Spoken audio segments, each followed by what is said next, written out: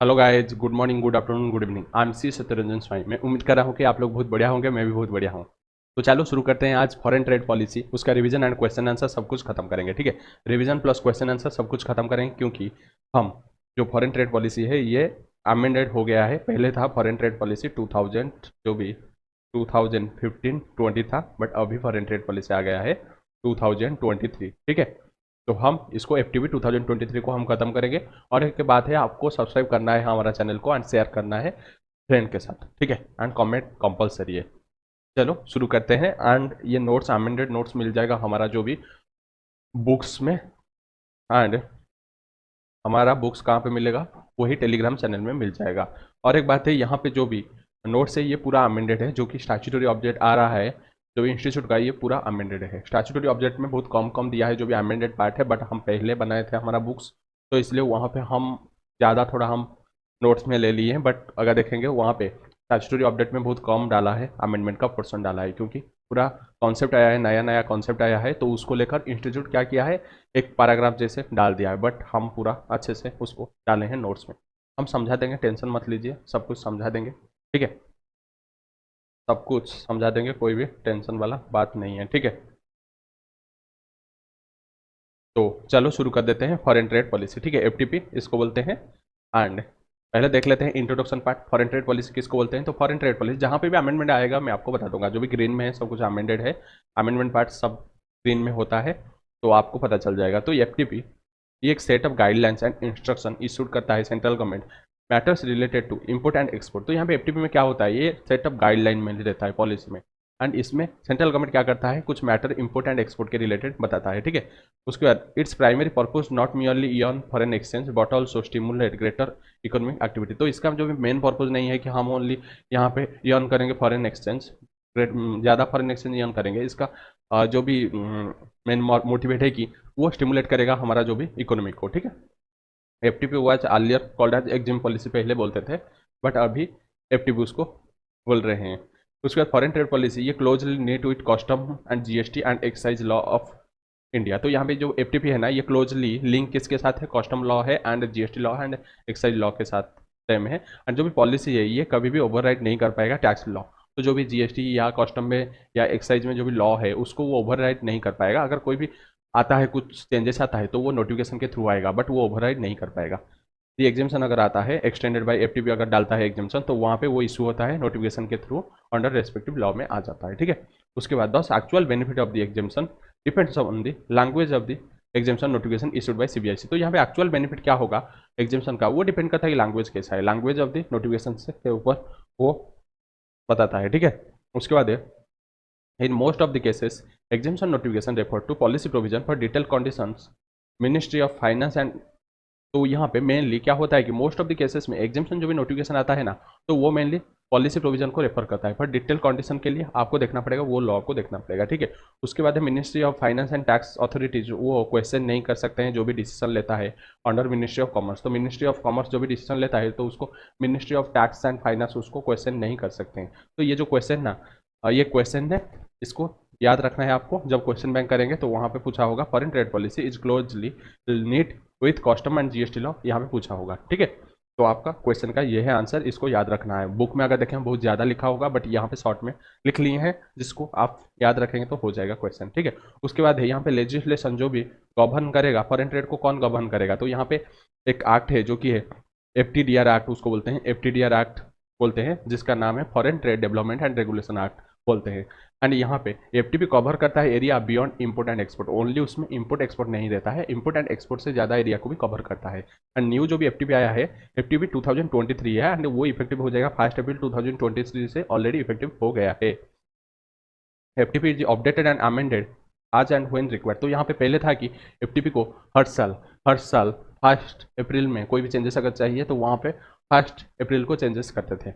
And ये 5 साल के लिए बनता था जो भी FTP, बट यहाँ पे 5 साल के लिए कोई भी लिमिटेशन नहीं है। यहाँ पे आपका पूरा 2023 शुरू हो गया है। एंड अगर कोई भी अमेंडमेंट चाहिए, जैसे पहले था 1 अप्रैल को चेंजेस कर लेते थे, बट यहाँ पे 1 अप्रैल ऐसे कोई टाइम नहीं है, जो भी आपका चेंजेस चाहिए वो चेंज हो जाएगा। ठीक है, चेंज हो जाएगा, कोई भी दिक्कत नहीं होगा। ठीक है, तो यही है मेन जो डिफरेंस है। तो यहाँ पे FTP में था कि कोई भी अगर चेंजेस चाहिए तो वहाँ पे 1 अप्रैल को चेंजेस कर देते थे, बट यहाँ पे कोई भी ऐसे रेगुलेशन नहीं है कि FTP 2023 में कोई भी ऐसे रूल नहीं है, जब चेंजेस चाहिए वहाँ पे कर लेंगे।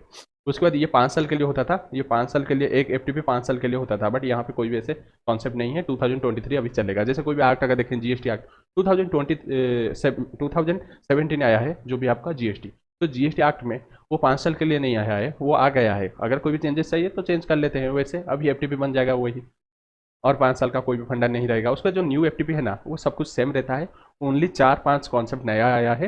एंड ये जो नया एफटीपी में क्या क्या एडवांटेजेस है, ठीक है, क्या क्या एडवांटेजेस है, ये जो न्यू एफटीपी का क्या क्या एडवांटेजेस है। तो पहला है ये online approval without physical interface. तो यहाँ पे मेन जो मोटिव हर यहाँ पे एक्ट में अभी इंडिया में जो भी चल रहा है डिजिटल का या इलेक्ट्रॉनिकल का, जो भी सब कुछ यहाँ पे चल रहा है, डिजिटल सब कुछ चल रहा है, जो कि ऑनलाइन अप्रूवल मिल जाएगा, फिजिकल इंटरफेस नहीं है। इंटरफेस मीन्स आपको नहीं जाना पड़ेगा, अभी आपको कस्टम स्टेशन को नहीं जाना पड़ेगा, या आपको जो भी कस्टम एयरपोर्ट को नहीं जाना पड़ेगा, आपको डिजिटली मिल जाएगा, जो भी परमिशन सब कुछ मिल जाता है।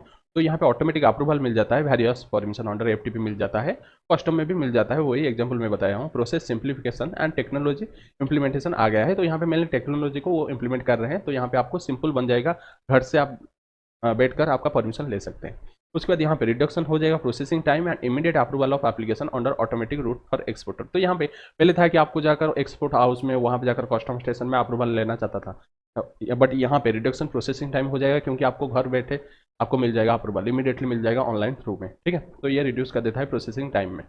उसके बाद है reduction in user charge for MSME under advance authorisation and EPCG. तो यहाँ पे रिडक्शन कर देगा जो भी यूजर है। यूजर कौन है? एमएसएमई। एमएसएमई कौन होते हैं? जो भी छोटे छोटे इंडस्ट्री देते हैं। MS means micro and small and medium industry जो भी रहते हैं, एंटरप्राइजेस जो भी रहते हैं, तो उनके लिए एडवांस ऑथराइजेशन का जो भी चार्जेस था पहले, यूजर चार्जेस जो भी था, अभी रिड्यूस हो गया है। या ईपीसीजी स्कीम के तहत अगर जो भी एडवांस ऑथराइजेशन या ईपीसीजी के तहत अगर जो भी यहाँ पे लेना था, कोई भी अगर कैपिटल गुड्स लाना था, तो उसके लिए जो भी यूजर चार्जेस ना वो रिड्यूस हो गया है, ठीक है। तो यहाँ पे जो भी एप्लीकेशन फी था ना वो रिड्यूस हो गया है, पर advance authorisation and EPCG scheme के लिए रिड्यूस हो गया है। Will benefit 55 to 60% of the exporter who are MSME. तो यहाँ पे ये बेनिफिटेड किसको करता है? 55 से 60% जो भी छोटे छोटे बिजनेसमैन को हेल्प करता है, जो भी एक्सपोर्ट करना चाहते थे।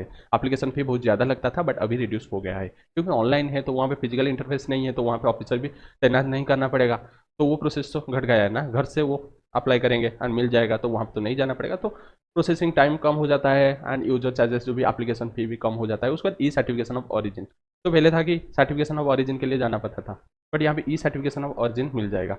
Revamp of e-certificate of origin platform proposed to provide for self-certification of COS as well as automatic approval of certificate of origin where feasible। तो यहाँ पे रिवैम्प जो भी ई सर्टिफिकेट का जो भी कॉन्सेप्ट लाया है, जिसमें क्या होगा कि सेल्फ सर्टिफिकेशन मिल जाएगा, जो भी वो सेल्फ सर्टिफिकेशन करेंगे उसको बोलते हैं सर्टिफिकेट ऑफ ऑरिजिन मिल जाएगा, एंड वो वहाँ पे ऑटोमेटिक अप्रूवल भी मिल जाएगा जब पॉसिबल होगा।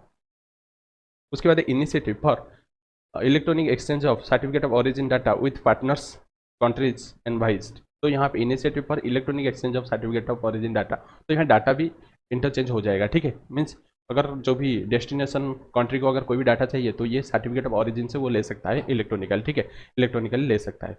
उसके बाद है paperless filing of export obligation discharge application. तो यहाँ पे paperless filing of export obligation मिल जाएगा, ठीक है। तो यहाँ पे जो भी all authorisation redemption application to paperless, तो यहाँ पे सब कुछ पेपरलेस हो गया है, जो भी ऑथराइजेशन है सब कुछ एक्सपोर्ट ऑब्लिगेशन के लिए पेपरलेस हो गया, ऑनलाइन मोड में हो गया है। This is addition to application process for issuance being already paperless. तो यहाँ पे एक तो आपका एप्लीकेशन जो भी प्रोसेस था वो तो पेपरलेस था, बट यहाँ पे जो भी सर्टिफिकेट मिलेगा या इशुएंस जो भी यहाँ पे अप्रूवल मिलेगा, सब कुछ यहाँ पे पेपरलेस हो जाएगा। With this the entire life cycle of the authorisation shall become paperless. तो इसके साथ आपका पूरा जो भी लाइफ साइकिल जो भी चलता है, वहाँ पे ऑथराइजेशन का प्रोसेस चलता है, सब कुछ यहाँ पे पेपरलेस हो गया है। अभी नहीं जाना पड़ेगा पेपर लेकर जेरॉक्स करके, नहीं जाना पड़ेगा, सब कुछ पेपरलेस हो गया है।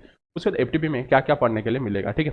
तो एफटीपी में the FTP covers the policies and regulation with respect to the following matter. तो यहाँ पे एफटीपी में जो भी पॉलिसीज एंड रेगुलेशन है with respect to the following matter. तो पहला हम देखेंगे policies regulating import and export of goods and services. तो पहले देखेंगे जो भी चैप्टर यहाँ पे बोला है क्या क्या कवरेज होता है एफटीपी में। तो पहले देखें जो भी इंपोर्ट एंड एक्सपोर्ट के रिलेटेड जो भी पॉलिसी है। उसके बाद पहले था एक्सपोर्ट फ्रॉम इंडिया स्कीम था, उसको हटा दिया है, अभी आया है उसके बदले में डेवलपिंग डिस्ट्रिक्ट आज एक्सपोर्ट हब, ये अमेंडमेंट आया है। डेवलपिंग डिस्ट्रिक्ट को हम डेवलप करेंगे आज एक एक्सपोर्ट हब, ठीक है। जैसे हम पहले एक कंट्री को मानते थे कि हाँ यहाँ से एक्सपोर्ट हो रहा है, बट एक डिस्ट्रिक्ट को हम मानेंगे कि जैसे ये एक होगा आपका एक्सपोर्ट हब। जैसे हम कोई भी स्पेशल इकोनॉमिक जोन बनाते थे, कुछ एरिया को बनाते थे कि यहाँ से एक्सपोर्ट होगा, बट अभी पूरा जो भी डिस्ट्रिक्ट है ना उसको पूरा बना देंगे जिससे आपका एक्सपोर्ट ज़्यादा होगा। ठीक है, हम जाएंगे माइक्रो लेवल में। ठीक है, माइक्रो लेवल में जाएंगे एंड ये कॉन्सेप्ट पढ़ेंगे आगे जाकर। उसके बाद पहले जो भी था duty remission and duty exemption scheme जो भी था आपका, DFIA था एंड एडवांस ऑथराइजेशन था। उसके बाद export promotion capital goods EPCG scheme में। उसके बाद export oriented EOU, electronic hardware technology park EHTP, software technology park STP, biotechnology park BTU, ये स्कीम भी देखेंगे।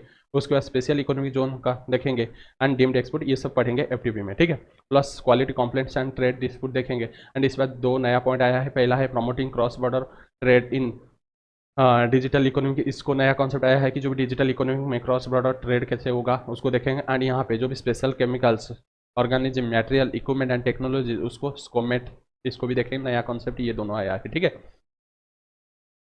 उसके बाद है गाइडिंग प्रिंसिपल्स। तो यहाँ पे गाइडिंग प्रिंसिपल्स क्या है, तो प्रिंसिपल यहाँ पे दिया है, इनिशिएटिव यहाँ पे दिया है। तो क्या क्या FTP में हम गाइडिंग प्रिंसिपल पढ़ने के लिए मिलेगा।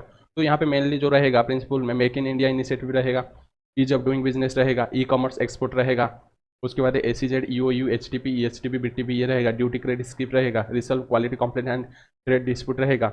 ओनली 3 मैंडेटरी डॉक्यूमेंट अभी बन जाएगा इंपोर्ट एंड एक्सपोर्ट के लिए। पहले बहुत सारा मैंडेटरी डॉक्यूमेंट था, उसके बाद 24/7 कस्टम क्लियरेंस फैसिलिटी मिल जाएगा। पहले आपका जो भी 24/7 वाला कस्टम क्लियरेंस नहीं था, बट यहाँ पे कस्टम क्लियरेंस मिल जाता है। सिंगल विंडो स्कीम यहाँ पे है एंड EDI डेवलपमेंट है। ठीक है, ये सब गाइडिंग प्रिंसिपल पढ़ने के लिए मिलेगा। उसके बाद है कंटेंट क्या रहेगा FTP में। ठीक है, कंटेंट यहाँ पे FTP में क्या रहेगा, क्या क्या देखने के लिए मिलेगा। तो यहाँ 5 चीज़ मिलेगा। पहला है FTP 2015 एंड 20 था, बट अभी FTP 2023 आ गया है, जिसमें हम बेसिक पॉलिसीज जो भी है रिगार्डिंग फॉरेन ट्रेड सब कुछ देखेंगे। Basic policies relating to the foreign trade देखेंगे। उसके बाद है हैंडबुक ऑफ प्रोसीजर देखेंगे। तो इसमें हम देखेंगे 9 चैप्टर है एंड 9 चैप्टर में कवर होगा जो भी प्रोसीजरल एस्पेक्ट, वो मेनली पॉलिसी का कवर हो जाएगा। उसके बाद है अपेंडिक्स एंड आयत नियत फॉर्म है, ANF जिसको बोलते हैं, जिसमें मेनली अपेंडिक्स रहता है and various forms and guidelines, वही सब कुछ guidelines and forms, regulation, principles, वही सब रहता है। उसके बाद सियन रहता है, standard input and output norm SION रहता है, जिसमें ये एक्सपोर्टर को प्रोवाइड फैसिलिटी करता है कि आप ड्यूटी फ्री इम्पोर्ट एंड कर सकते हैं, एक्सपोर्ट के लिए इनपुट कर सकते हैं। ठीक है, तो यहाँ पे ये फैसिलिटी करता है एक्सपोर्टर को, एक्सपोर्टर जाकर वो इनपुट यहाँ पे इंपोर्ट करके ला सकता है मटेरियल, उसके बाद वो एक्सपोर्ट करेगा मैन्युफैक्चरिंग करके। सियन ये एक फैसिलिटी प्रोवाइड करता है, लाइसेंस जैसा है। उसके बाद इंडियन ट्रेड क्लासिफिकेशन ITCHS है, ये शेड्यूल 1 में कॉन्टेंट्स होता है उसका इम्पोर्ट पॉलिसी एंड शेड्यूल 2 में इसका एक्सपोर्ट पॉलिसी रहता है। ठीक है, इसका 2 शेड्यूल है, शेड्यूल 1 में इम्पोर्ट पॉलिसी, शेड्यूल 2 में एक्सपोर्ट पॉलिसी रहता है। ठीक है, उसके बाद है एडमिनिस्ट्रेशन ऑफ FTP। तो एडमिनिस्ट्रेशन कौन करता है यहाँ पे, तो FTP में एडमिनिस्ट्रेशन कौन करता है, अथॉरिटी यहाँ पे रहेगा वही है, सेम कुछ भी चेंजेस नहीं हुआ है, जो भी ग्रीन पार्ट में है वही ओनली चेंजेस हुआ है। तो यहाँ पे director general of foreign trade DGFT यहाँ पे जो भी अथॉरिटी रहता है एंड अदर अथॉरिटी भी रहते हैं, जैसे CBIC रहेगा, central board of indirect taxation and custom रहेगा and RBI wait board of trade भी रहेगा। ठीक है, उसके बाद पावर क्या रहेगा DGFT का, तो पावर ऑफ DGFT क्या रहेगा, तो वो इशू कर सकता है ऑथराइजेशन FTP का, या ये डिसाइड कर सकता है एनी इंटरप्रिटेशन डिसाइड कर सकता है, कोई भी अगर डाउट होगा स्पेसिफाई कर सकता है प्रोसीजर, एडिशनल प्रोसीजर, या ग्रांट कर सकता है एग्जेम्पशन फ्रॉम पॉलिसी या प्रोसीजर, या एनफोर्स कर सकता है, प्रोटेक्शन मेजर कर सकता है, सब कुछ यहाँ पे DGFT करेगा। एंड ये फ्रेम कर सकता है scheme for trade with neighbouring countries, जो भी वो स्कीम यहाँ पे वो क्या कर सकता है, फ्रेम कर सकता है फॉर ट्रेड करने के लिए नाइबरिंग स्टेट को, कंट्रीज को, स्टेट नहीं कंट्रीज को। उसके बाद है trade facilitation with EDI initiative. ठीक है, ट्रेड फैसिलिटेशन कैसे हम EDI इनिशिएटिव के थ्रू करेंगे, तो यहाँ पे DGFT वो सेटअप करता है secure EDI message exchange system. ठीक है, EDI इलेक्ट्रॉनिक जो भी मैसेज एक्सचेंज सिस्टम वो सेटअप किया है फॉर वेरियस डॉक्यूमेंटेशन के लिए related to the import and export, जैसे import and export authorisation, bill of shipment है, बिल ऑफ एंट्री है and reduce the physical interface reduce हो जाएगा। ठीक है, ये सब DGFT करता है। ठीक है, उसके बाद चलो शुरू करते हैं यहाँ पे general provision applicable to import and export goods. तो यहाँ पे जनरल प्रोविजन क्या एप्लीकेबल हो जाएगा इम्पोर्ट एंड एक्सपोर्ट गुड्स के ऊपर। तो पहला है यहाँ पे IC कोड। तो यहाँ पे पहला रहेगा कि एक IC import and export code एक रहता है, जो कि यहाँ पे ऊपर चला गया है, आप यहाँ है हेडिंग पॉइंट बना दीजिए, इम्पोर्ट एंड लिख लीजिए एक्सपोर्ट कोड है, जिसको ISC कोड बोलते हैं। ठीक है, IC बोलते हैं। ठीक है, इसको हेडिंग बना दीजिए क्योंकि वो थोड़ा ऊपर चला गया है तो नहीं आया है इसमें। तो IC कोड एक 10 डिजिट का रहता है कोड रहता है जिसको डीजीएफटी इशू करता है एक पर्सन को, एंड ये मैंडेटरी बन जाता है for export and import. Wanless अगर स्पेसिफिकली एग्जाम्प्ट है तो वो तो अलग बात है, नहीं तो जब आपको इंपोर्ट या एक्सपोर्ट करना है तो वहाँ पे आपको आईसी कोड डालना पड़ेगा, 10 डिजिट का है, एंड इसको डीजीएफटी इशू कर सकता है। And pan is pre requisite for grant of IC. तो यहाँ पे आईसी कैसे मिलेगा, पैन अगर होगा तभी जाकर मिलेगा।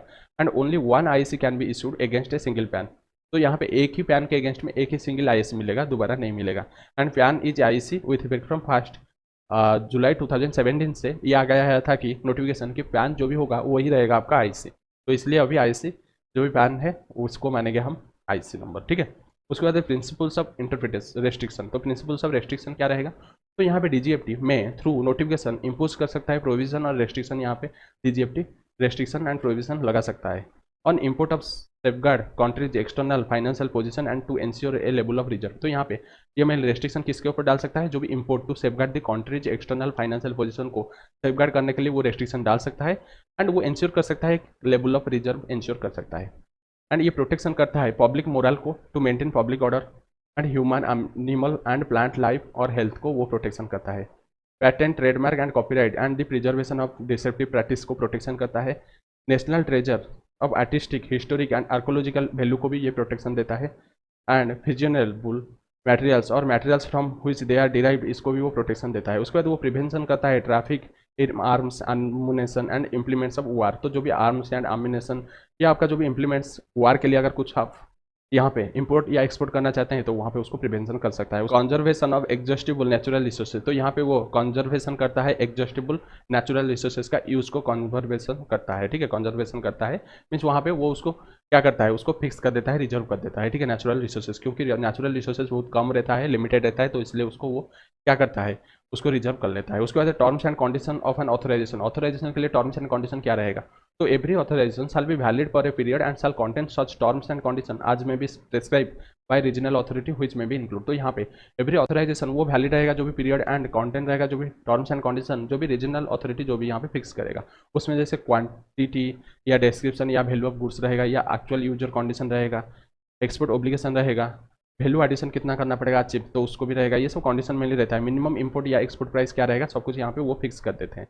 उसके बाद है स्टेट ट्रेडिंग एंटरप्राइजेस, एसटीई क्या है, तो यहाँ पे एनी गुड्स इंपोर्ट और export of which is govern through exclusive और special privileges granted to STE may be imported और exported as per the condition specified in ITC HS. यहाँ पे बोल रहा है कि जो भी गुड्स या इंपोर्ट एक्सपोर्ट अगर करोगे तो वहाँ पे स्पेशल प्रिविलेजेस मिलता है एसटीई की, बट उसके लिए उसको जो भी इंपोर्टेड या एक्सपोर्टेड का जो भी कंडीशन उसको सेटिस्फाई करना पड़ेगा, तभी जाकर यहाँ पे मिलेगा। उसका डॉक्यूमेंट क्या करना पड़ेगा, इंपोर्ट एंड एक्सपोर्ट के लिए मैंडेटरी डॉक्यूमेंट यहाँ पे क्या सबमिट करना पड़ेगा। एक्सपोर्ट के लिए 3 डॉक्यूमेंट है जो कि बिल ऑफ लैंडिंग या एयरवे बिल है, उसके बाद है bill of landing airway bill है या commercial invoice cum packing list एक डॉक्यूमेंट है, and shipping bill, bill of export, इसको एक्सपोर्ट के लिए सबमिट करना पड़ेगा। पर इंपोर्ट के लिए यहाँ पे बिल ऑफ लैंडिंग या एयरवे बिल है, and commercial invoice come bill packing list and bill of entry, यहाँ पे ये तीनों उसको सबमिट करना पड़ेगा डॉक्यूमेंट, ठीक है। उसके बाद गुड्स इंक्लूड्स एडिबल आइटम आ जाता है, but value not exceeding 5 lakh in A licensing year में भी एक्सपोर्टेड एज ए गिफ्ट। तो यहाँ पे गुड्स आप एडिबल आइटम भी मंगा सकते हैं, बट अगर गिफ्ट का सिचुएशन आएगा तो वहाँ पे मैक्सिमम 5 लाख आप यहाँ पे क्या कर सकते हैं, यहाँ पे एक्सपोर्ट कर सकते हैं 1 साल में। उसके बाद थर्ड पार्टी एक्सपोर्ट्स किसको बोलते हैं, तो थर्ड पार्टी एक्सपोर्ट्स मीन्स एक export made by the exporter और manufacturer on behalf of another exporter. तो यहाँ पे थर्ड पार्टी एक्सपोर्टर मीन्स एक एक्सपोर्ट कर रहा है एक्सपोर्टर या manufacturer on behalf of the third party, means third party के बिहाफ में अगर एक्सपोर्ट करेंगे तो उसको बोलते हैं थर्ड पार्टी एक्सपोर्टर। इसके ऊपर अच्छा सा क्वेश्चन है, LMST कॉर्पोरेशन करके एक क्वेश्चन है। इन सच केसेस एक्सपोर्ट डॉक्यूमेंट में सच जो भी शिपिंग बिल रहेगा उसमें इंडिकेट होना चाहिए दोनों का नाम, ठीक है।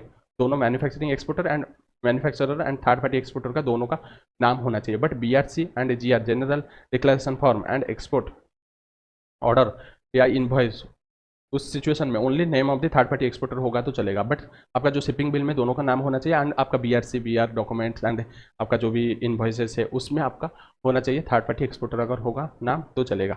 And such third party export shall be allowed under FTP, तो FTP में अलाउ हो जाता है, कोई दिक्कत नहीं होता है। उसके बाद है रजिस्ट्रेशन कम मेंबरशिप सर्टिफिकेट RCMC किसको बोलेंगे, तो यहाँ पे एनी पर्सन अप्लाइंग पर अगर कोई ऑथराइजेशन के लिए एनी पर्सन अगर अप्लाई करेगा टू इंपोर्ट या एक्सपोर्ट करने के लिए या अदर बेनिफिट के लिए concession under FTP shall be required to furnish RCMC granted by competent authority. तो यहाँ पे अगर कोई भी अगर वो कॉन्सेशन में अगर यहाँ पे इंपोर्ट या एक्सपोर्ट करना चाहता है तो वहाँ पे उसको आरसीएमसी जो भी ग्रांटेड करता है कॉम्पिटेंट अथॉरिटी उसको सबमिट करना पड़ेगा, ठीक है, उसको सबमिट करना पड़ेगा। तो उसके बाद DGFT as a facilitator of import and export. तो यहाँ पे डीजीएफटी वो कमिटमेंट लिए है कि जो भी function as a facilitator of export and import के लिए जो भी फैसिलिटी चाहिए वो प्रोवाइड कर लेंगे।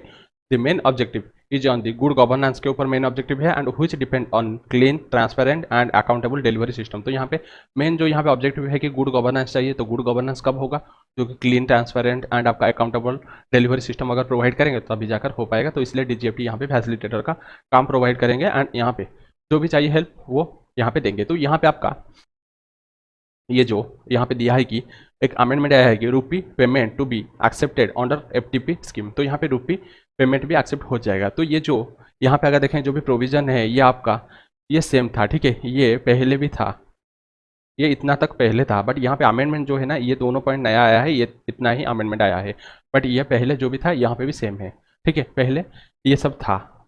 तो पहले था कि अगर एक्सपोर्ट कोई भी कॉन्ट्रैक्ट होगा एंड इनवॉइस फ्रॉम इंडिया जो भी शुड बी डिनोमिनेटेड, तो वहाँ पे होगा आइदर फ्रीली फॉरेन कन्वर्टेबल जो भी करेंसी होगा या कोई भी इंडियन रुपी में होगा, ठीक है। पहले था अगर कोई भी एक्सपोर्ट कॉन्ट्रैक्ट या इनवॉइस होगा तो वहाँ पे आपका फ्रीली एक्सचेंजेबल जो भी कन्वर्टेबल करेंसी में होगा, नहीं तो इंडियन करेंसी में होता है जब आरबीआई वहाँ पे एक्सेप्ट अगर करेगा, प्रोवाइड करेगा। एंड एक्सपोर्ट प्रोसीड जब था वो realise only freely convertible foreign currency में, पहले था कि फ्रीली कन्वर्टेबल फॉरेन करेंसी में ओनली वहाँ पे रियलाइज करना था, ये वाला प्रोविजन था। आप कॉन्ट्रैक्ट कर सकते हैं इंडियन रुपीज़ में, बट जब रियलाइजेशन का बारी आएगा तो वहाँ पे आपको फ्रीली कन्वर्टेबल फॉरेन एक्सचेंज में आपको करना पड़ेगा। हाउएवर एक्सपोर्ट जो भी प्रोसीड है वो अगेंस्ट स्पेसिफिक एक्सपोर्ट में भी realise in rupee provided it is through a freely convertible vostro account of a non resident bank. तो यहाँ पे बट एक्सपोर्ट प्रोसीड अगर कोई भी स्पेसिफिक एक्सपोर्ट के लिए मीन्स कोई भी स्पेसिफिक एक्सपोर्ट के लिए आप इंडियन रुपीज़ में भी आप यहाँ पे रियलाइज कर सकते हैं, बट कैसे रियलाइज करेंगे, जो भी फ्रीली कन्वर्टेबल भॉस्ट्रो अकाउंट है, भॉस्ट्रो अकाउंट मेनली एक नॉन रेसिडेंट का होता है, ठीक है। अगर आप बाहर जाएंगे कोई भी वहाँ पे ट्रेड लेंगे तो वहाँ पे आपको एक भॉस्ट्रो अकाउंट खोलना पड़ेगा, या कोई भी अगर एक्सपोर्टर है तो वहाँ पे जिस कंट्री में आप एक्सपोर्ट कर रहे हैं तो उस कंट्री में आपको एक भॉस्ट्रो अकाउंट खोलना पड़ेगा, ठीक है। तो जो भी vostro account of any non resident, ठीक है, नॉन रेसिडेंट का जो भी भॉस्ट्रो अकाउंट है सिचुएटेड इन एनी कंट्री, कोई भी कंट्री में हो सकता है, बट आपका other than member country of the Asian clearing union होना चाहिए और नेपाल भूटान होना चाहिए। तो कोई भी कंट्री का यहाँ पे नॉन रेसिडेंट हो सकता है, बट ये जो एशियन क्लियरिंग यूनियन का वो नॉन रेसिडेंट नहीं होना चाहिए एंड नेपाल भूटान में नहीं होना चाहिए। क्यों नहीं होना चाहिए, क्योंकि एशियन क्लियरिंग यूनियन उनका एक डॉलर है जिसको बोलते हैं एसीयू डॉलर जिसको बोलते हैं, तो उनका जो भी ट्रेड के लिए अलग से एक डॉलर है, तो इसलिए यहाँ पे एशियन क्लियरिंग यूनियन उसमें कुछ कंट्री रहते हैं, 9 कंट्री उसमें रहते हैं, ठीक है, 9 कंट्री उसमें रहते हैं, जो भी हमारा इंडिया का जो भी इर्द गिर्द जो भी रहते हैं वो सब रहते हैं 9 कंट्रीज। तो ये आ जाएगा एशियन क्लियरिंग यूनियन में आ जाएगा। जैसे अगर देखेंगे आपका श्रीलंका नीचे से देखते हैं, श्रीलंका ऊपर अगर जाएंगे तो वहाँ पर आ जाएगा आपका बांग्लादेश साइड में, उसके बाद है पाकिस्तान, उसके बाद यहाँ पे नेपाल भूटान, उसके बाद है म्यांमार एंड आपका मालदीव्स एंड ईरान। तो कितना हुआ, और एक रहेगा है क्या आपका श्रीलंका, बांग्लादेश, पाकिस्तान, नेपाल, भूटान, म्यांमार एंड यहाँ पे मालदीव्स और एक ईरान है। तो छोड़ो 9 कंट्रीज में रहते हैं, ये एग्जाम में नहीं आएगा, और एक याद नहीं आ रहा है आपका नहीं आएगा वो तो अफगानिस्तान तो नहीं आएगा, नेपाल भूटान, ठीक है, छोड़ो।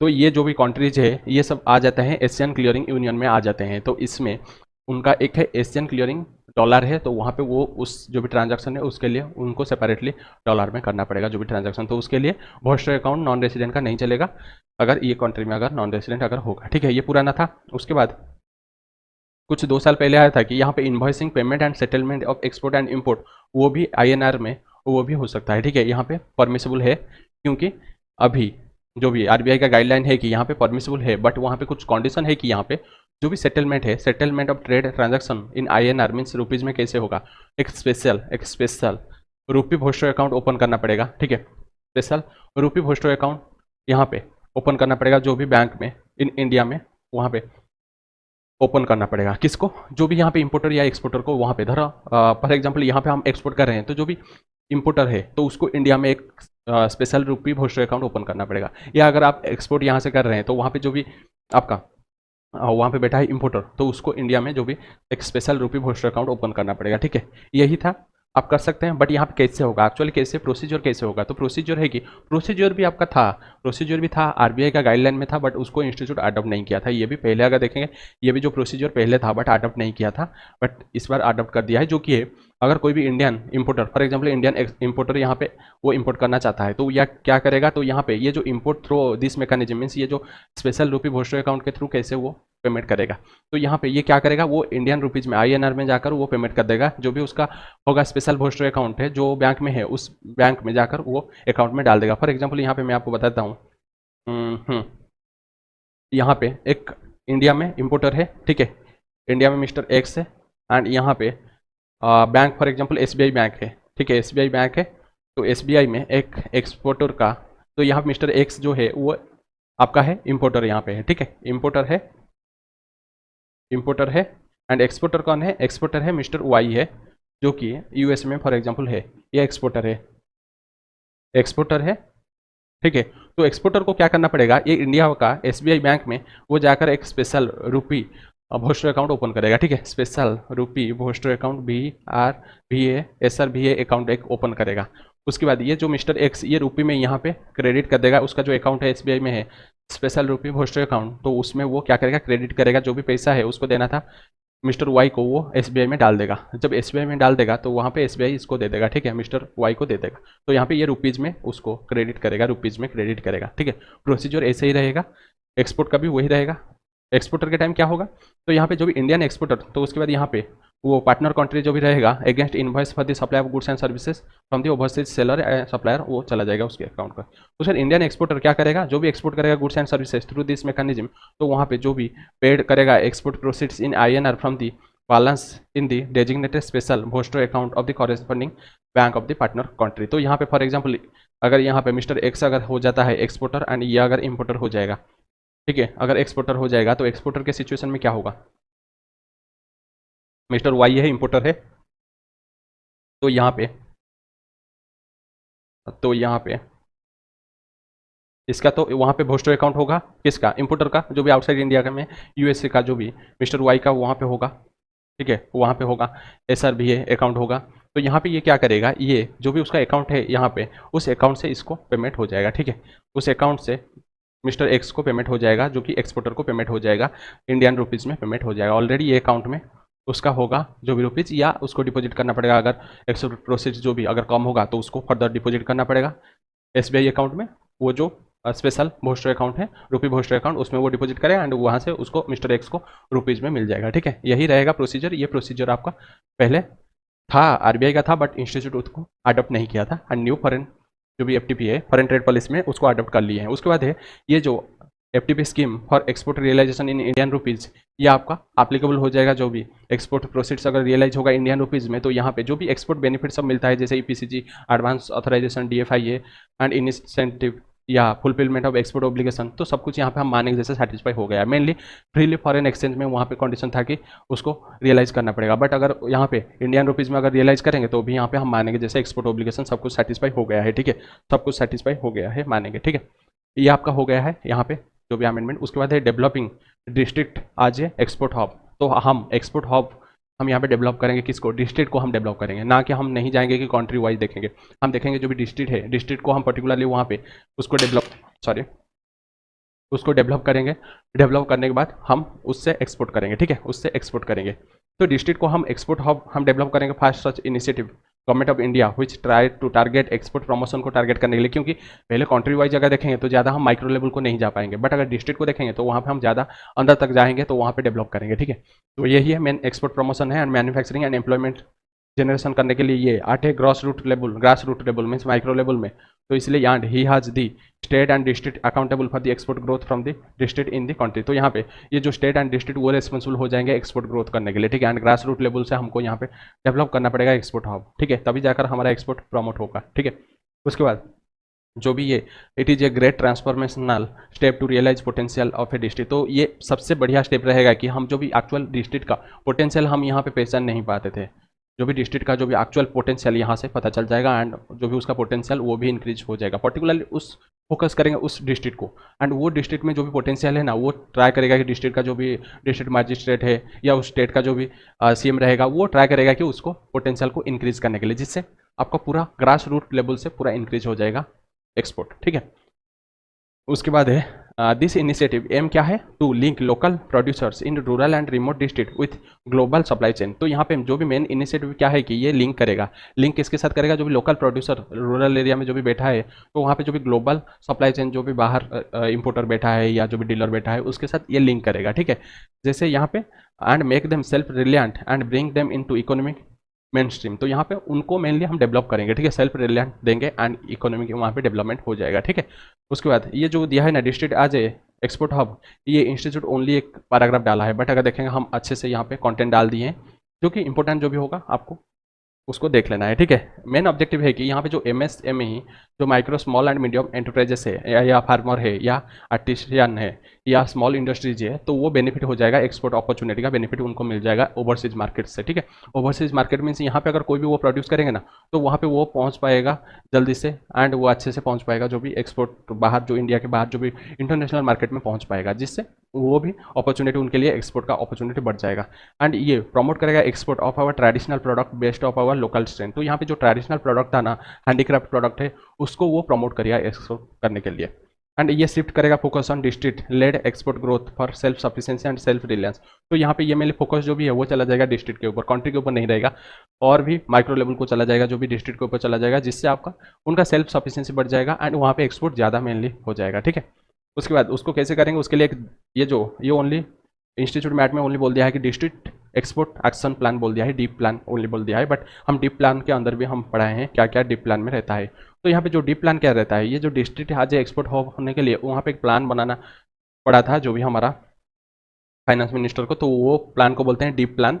तो यहाँ पे डिस्ट्रिक्ट एक्सपोर्ट एक्शन प्लान में क्या होगा, इसमें clear identification of the product पहले होगा। ठीक है, क्लियरली पहले हम आइडेंटिफाई करेंगे किस प्रोडक्ट या सर्विसेज को हमको एक्सपोर्ट करना है, विथ एक्सपोर्ट जिसका पोटेंशियल है इन द डिस्ट्रिक्ट में, कौन सा प्रोडक्ट के ऊपर एक्सपोर्ट पोटेंशियल है पहले आइडेंटिफाई करेंगे, या डिस्ट्रिक्ट इंस्टीट्यूशनल या अदर रिस्पॉन्सिबिलिटी स्पेसिफाई पॉलिसी। उसके बाद हम स्पेसिफाई करेंगे पॉलिसी या रेगुलेटरी एंड ऑपरेशनल रिफॉर्म करेंगे एंड इंफ्रास्ट्रक्चर डेवलप करेंगे। ठीक है, या लॉजिस्टिक जो भी ट्रांसपोर्टेशन का डेवलप करेंगे and required across the entire chain from the producer farm to the extend of export destination तक to cover the aspect like production, productivity, competitiveness, improvement required in design, die of product with exporter, aggregation, sorting, testing, clarification, certification and packaging, transportation through cold chain or other initiative, export regulatory formalities, fulfillment of destination countries standard. तो यहाँ पे क्या करेंगे, पहले identify करेंगे, उसके बाद उनके लिए इंफ्रास्ट्रक्चर डेवलप करेंगे, उसके बाद कैसे प्रोडक्ट डेवलप होगा, कैसे एक्सपोर्ट का जो भी ओब्लिगेशन सब कुछ हम हेल्प करेंगे उनको। ठीक है, क्योंकि वो फार्मर है, लोकल एरिया में है, उनका तो उतना नॉलेज नहीं है, तो यहाँ पे गवर्नमेंट वो हेल्प करेगा सब कुछ में,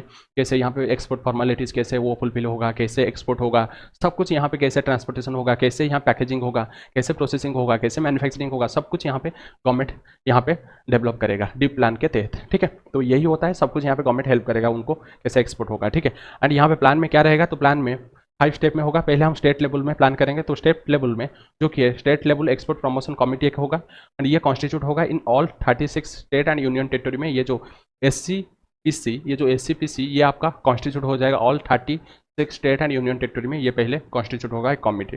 उसके बाद डिस्ट्रिक्ट लेवल में क्या होगा, तो डिस्ट्रिक्ट लेवल में भी एक district level export promotion committee एक कॉन्स्टिट्यूट होगा, जो कि in all 36 state union territory में जो भी डिस्ट्रिक्ट लेवल में भी एक कमेटी कॉन्स्टिट्यूट होगा।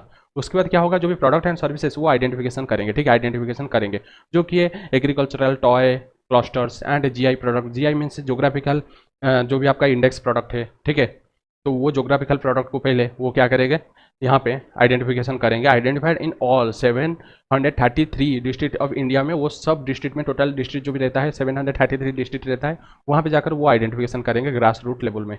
उसके बाद DPC मीटिंग, तो वहाँ पे मीटिंग भी होगा, तो preparation of draft deep for each district के लिए 2 और 3 हाई पोटेंशियल प्रोडक्ट हम वहाँ पे आइडेंटिफाई करेंगे फ्रॉम द डिस्ट्रिक्ट में भी प्रायोरिटाइज दिया जाएगा एंड कॉम्प्रहेंसिव प्लान उसके लिए होगा फॉर एक्सपोर्ट ग्रोथ के लिए में भी prepare in most state and union territory. तो यहाँ पे जो भी वो आइडेंटिफाई करेंगे उसमें से 2 से लेकर 3 प्रोडक्ट को हम वहाँ पे आइडेंटिफाई करेंगे एंड उसको हम ग्रो करेंगे। ठीक है, उसको हम यहाँ पे प्रायोरिटाइज देकर उसको ग्रो करेंगे जैसे एक्सपोर्ट हो पाएगा। ठीक है, ऑल स्टेट यूनियन टेरिटरी में वैसे होगा, एक डिस्ट्रिक्ट में हमको 2 से 3 प्रोडक्ट को प्रायोरिटाइज करना पड़ेगा आइडेंटिफाई करके। उसके बाद है ऑनलाइन मॉनिटरिंग। तो यहाँ पे ऑनलाइन मॉनिटरिंग कैसे होगा, तो यहाँ पे डीजीएफटी वो डेवलप करेगा एक online monitoring portal on DGFT, एक पोर्टल वेबसाइट एक वहाँ पे वो क्रिएट करेगा। कौन क्रिएट करेगा, जो भी डीजीएफटी ईच स्टेट के लिए, ठीक है। And rest to upload all information related to the product service with export potential of every district. तो यहाँ पे क्या करेंगे, जो भी प्रोडक्ट है जो कि एक्सपोर्ट पोटेंशियल है जिस प्रोडक्ट सर्विसेज के ऊपर, तो उसको वहाँ पे क्या करेंगे, वहाँ पे सब कुछ अपलोड करेंगे, इन्फॉर्मेशन सब कुछ अपलोड करेंगे वो वेबसाइट में। एंड वो जो वेबसाइट है उसको डेवलप करेगा आपका डीजीएफटी। एडिशनल एट्रीब्यूट्स क्या है, in the shipping bill have been incorporated from 15 February 2020 to capture the district and stage origin of goods exported. तो यहाँ पे पहले था ओरिजिन ओनली था कौन सा कंट्री में ओरिजिन हो रहा है, बट यहाँ पे शिपिंग बिल जो था उसमें ओनली ओरिजिन था, स्टेट का ओरिजिन नहीं था। ओनली वहाँ पे था कि आपका कंट्री का ओरिजिन वहाँ पे डालना पड़ता था, बट शिपिंग बिल भी यहाँ पे आपका चेंज हो गया है 15 फरवरी 2020 से। तो यहाँ पे आप ओरिजिन वहाँ पे डाल सकते हैं, कौन सा स्टेट कौन सा डिस्ट्रिक्ट से आ रहा है वहाँ पे ओरिजिन भी डाल सकते हैं, ठीक है। शिपिंग बिल भी वहाँ पे अमेंडमेंट हो गया है, जो कि इनकॉर्पोरेटेड हो गया है। तो ये आपका था, आपका ये जो डिस्ट्रिक्ट आज एक्सपोर्ट हब ये खत्म हो जाता है, अमेंडेड था, इतना भी नहीं डाला है इंस्टीट्यूट, ओनली एक पैराग्राफ डाला है, ज़्यादा नहीं डाला है। फिर भी हम पहले से डाल दिए थे तो इसलिए ज़्यादा है। अगर नहीं पढ़ाएंगे तो आप बोलेंगे कि सर नहीं पढ़ाते हैं, तो इसलिए हम सब कुछ पढ़ा दिए हैं, बट आपको ज़्यादा नहीं लिखना पड़ेगा। आपको ये ऊपर वाला लिखना पड़ेगा क्या क्या एडवांटेजेस हैं एंड उसके बारे में लिखना पड़ेगा। उसके बाद डिस्ट्रिक्ट एक्सपोर्ट एक्शन प्लान यहाँ पे एक दो लाइन लिख सकते हैं, डिटेल नहीं लिखना पड़ेगा। बट अगर इंस्टीट्यूट का आरटीपी जब आएगा तो वहाँ पे क्वेश्चन होगा, तो वो क्वेश्चन से पता चल जाएगा कि इंस्टीट्यूट कितना चाहता है लिखने के लिए, ठीक है। कितना चाहता है लिखने के लिए वो क्वेश्चन से आपको पता चल जाएगा, टेंशन मत लीजिए, ठीक है। और भी बहुत ज़्यादा है पढ़ने के लिए, ओनली वही अमेंडमेंट नहीं है, इसको सब कुछ पढ़िए एंड इसको भी पूरा पढ़ना है एग्जाम के टाइम। जो भी इंस्टीट्यूट का आरटीपी आएगा तो उस हिसाब से आपको याद रखना है, ठीक है। उसके बाद एक्सपोर्ट प्रमोशन स्कीम है यहाँ पे। तो पहला है ड्यूटी एग्जाम्शन एंड रेमिशन स्कीम। उसमें ड्यूटी एग्जाम्शन स्कीम में दो है, एक है एडवांस ऑथराइजेशन ए स्कीम, दूसरा है duty free import authorisation DFIA scheme है। उसके बाद ड्यूटी रेमिशन स्कीम है जो कि ऑलरेडी कवर्ड इन कस्टम में वो कवर हो जाता है। उसके बाद scheme for रेमिशन of duties and taxes on export product RODTP। तो यहाँ पे रेमिशन of duties and taxes on export product. उसके बाद EOU SEZ स्कीम है, EPCG स्कीम है एंड डीम्ड एक्सपोर्ट स्कीम है। ये सब पढ़ने के लिए मिलेगा हमको। तो पहले हमको पढ़ना पड़ेगा, आपका एडवांस ऑथराइजेशन देखना पड़ेगा, ठीक है। एडवांस ऑथराइजेशन, तो यहाँ पे इन एडवांस ऑथराइजेशन स्कीम क्या होगा, इनपुट जो भी यूज होगा एक्सपोर्ट प्रोडक्ट में उसको हम इंपोर्ट कर सकते हैं without payment of custom duty, ठीक है। जो भी इनपुट यूज होगा एक्सपोर्ट में मैन्युफैक्चरिंग प्रोसेस में उसको हम विदाउट कस्टम ड्यूटी हम यहाँ पे इंपोर्ट करके ला सकते हैं। एंड द गुड्स इंपोर्टेड जो भी करेंगे वो एग्जेम्प्ट हो जाएगा BCD से, additional custom duty, cess and additional जो भी एंटी डंपिंग ड्यूटी या सेफगार्ड ड्यूटी से भी सब कुछ एग्जेम्प्ट हो जाएगा अगर आप इंपोर्ट करेंगे अंडर एडवांस ऑथराइजेशन, ठीक है। And IGST GST compensation cess भी एग्जेम्प्ट है, 30 जून 2022 तक था, बट अभी भी एग्जेम्प्ट चल रहा है, ठीक है, एक्सपोर्ट के ऊपर। एंड वैलिडिटी क्या रहेगा एडवांस ऑथराइजेशन, तो यहाँ पे एडवांस ऑथराइजेशन एक सर्टिफिकेट जैसा है जिसके थ्रू आप क्या कर सकते हैं, वहाँ पे इंपोर्ट को मंगा सकते हैं, रॉ मेटेरियल मंगा सकते हैं आउटसाइड इंडिया से, एंड उसके ऊपर कोई भी ड्यूटी नहीं लगेगा। बट आपको एक्सपोर्ट ऑब्लिगेशन फुलफिल करना पड़ेगा, मीन्स आपको एक्सपोर्ट करना पड़ेगा आउटसाइड इंडिया को। एंड उसका वैलिडिटी रहेगा 12 month from the date of issue of authorisation. तो ऑथराइजेशन जिस दिन से लेते हैं उसका 12 मंथ तक उसका वैलिडिटी रहेगा। एंड टाइम पीरियड पर एक्सपोर्ट ऑब्लिगेशन के लिए क्या रहेगा, तो 18 मंथ रहेगा from the date of authorisation. तो उसके अंदर आपको एक्सपोर्ट ऑब्लिगेशन फुलफिल करना पड़ेगा, जितना एक्सपोर्ट करना चाहिए था आपको फुलफिल करना पड़ेगा।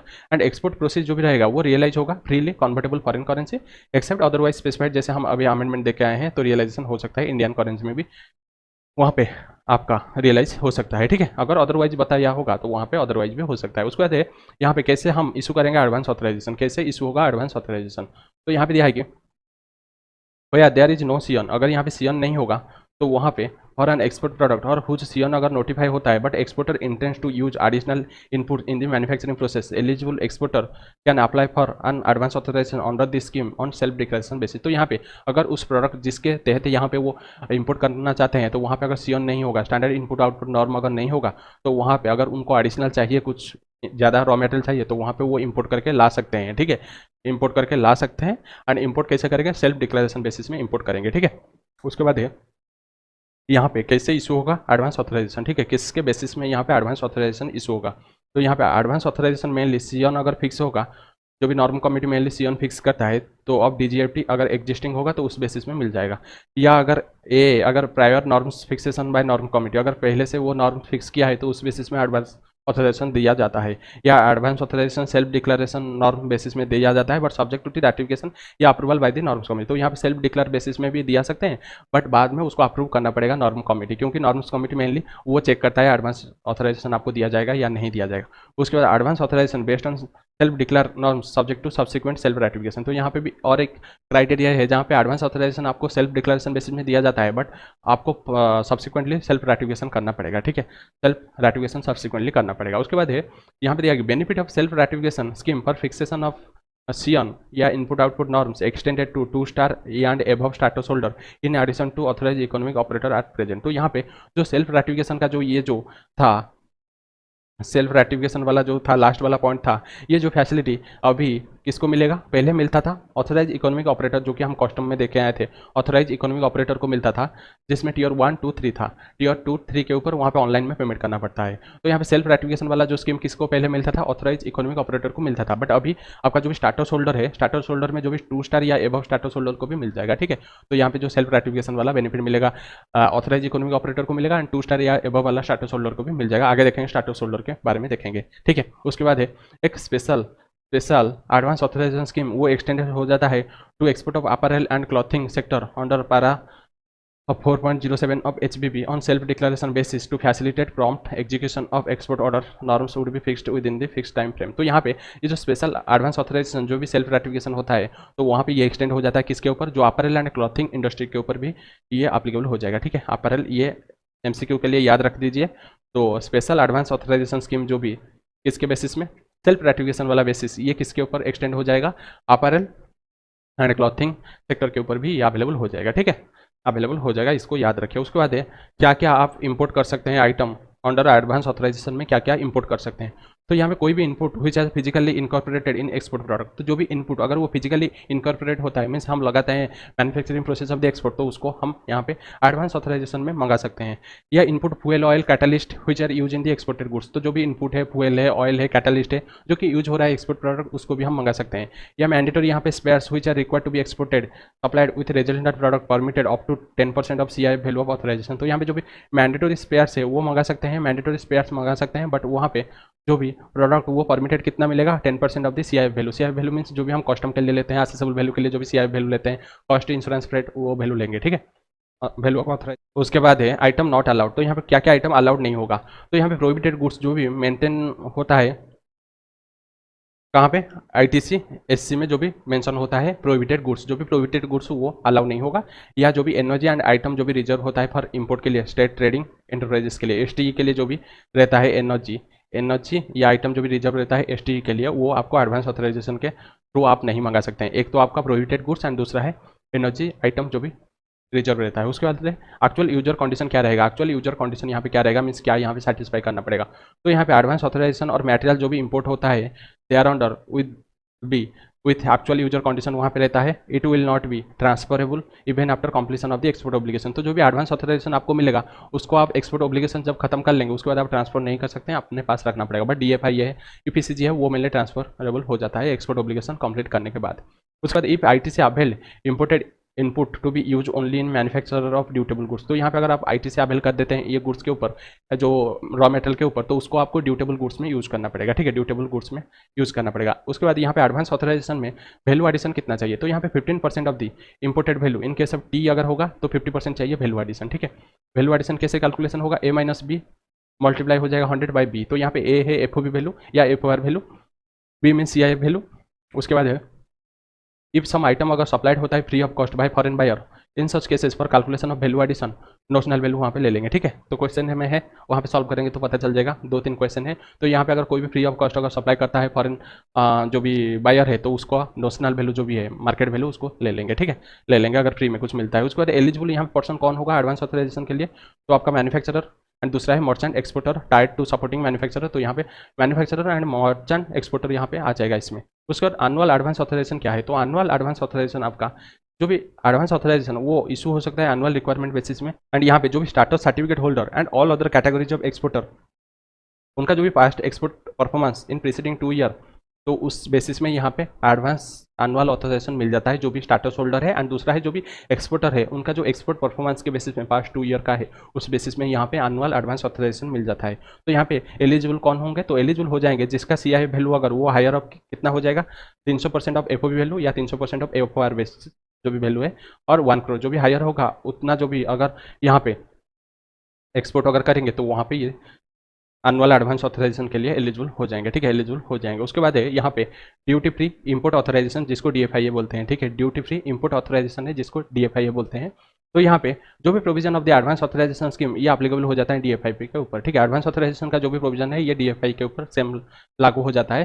बट कुछ डिफरेंस है, जो कि DFI है वो इशू होता है ओनली फॉर प्रोडक्ट फॉर हुई सियन अगर नोटिफाई होता है। तो एडवांस ऑथराइजेशन के सिचुएशन में सियन अगर नहीं होगा तो भी वहाँ पे एडवांस ऑथराइजेशन इशू हो सकता है। बट यहाँ पे आपका DFI के लिए सियन होना चाहिए कंपलसरी। उसके बाद है DFI है वो एग्जेम्प्ट हो जाएगा only from the payment of BCD IGST will be payable on import. तो यहाँ पे DFI के ऊपर जो भी कस्टम का जो भी ड्यूटी एग्जेम्प्ट हो जाएगा, बट IGST GST कॉम्पेंसेशन देना पड़ेगा।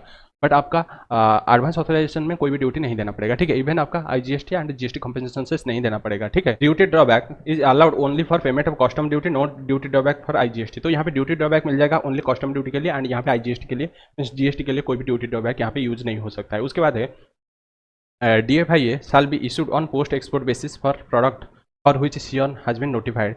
Separate DFIA shall be issued for each CION and each port. तो यहाँ पे DFIA वो इशू होगा पोस्ट एक्सपोर्ट बेसिस में भी इशू हो सकता है जिसका CION ऑलरेडी नोटिफाई हुआ है, एंड यहाँ पे ईच CION के लिए एक सेपरेट DFIA है एंड ईच पोर्ट के लिए। उसका no DFIA shall be issued for an export product when CION prescribe actual user condition for any input। तो यहाँ पे DFIA नहीं मिल सकता है अगर CION अगर वहाँ पे प्रेस्क्राइब करता है एक्चुअल यूजर कंडीशन, अगर कंडीशन कुछ डालता है तो वहाँ पे DFIA इशू नहीं हो सकता है। उसके बाद मिनिमम वैल्यू एडिशन यहाँ पे 20% है, बट यहाँ पे ज्वेलरी सेक्टर के ऊपर वैल्यू एडिशन नहीं है, ठीक है।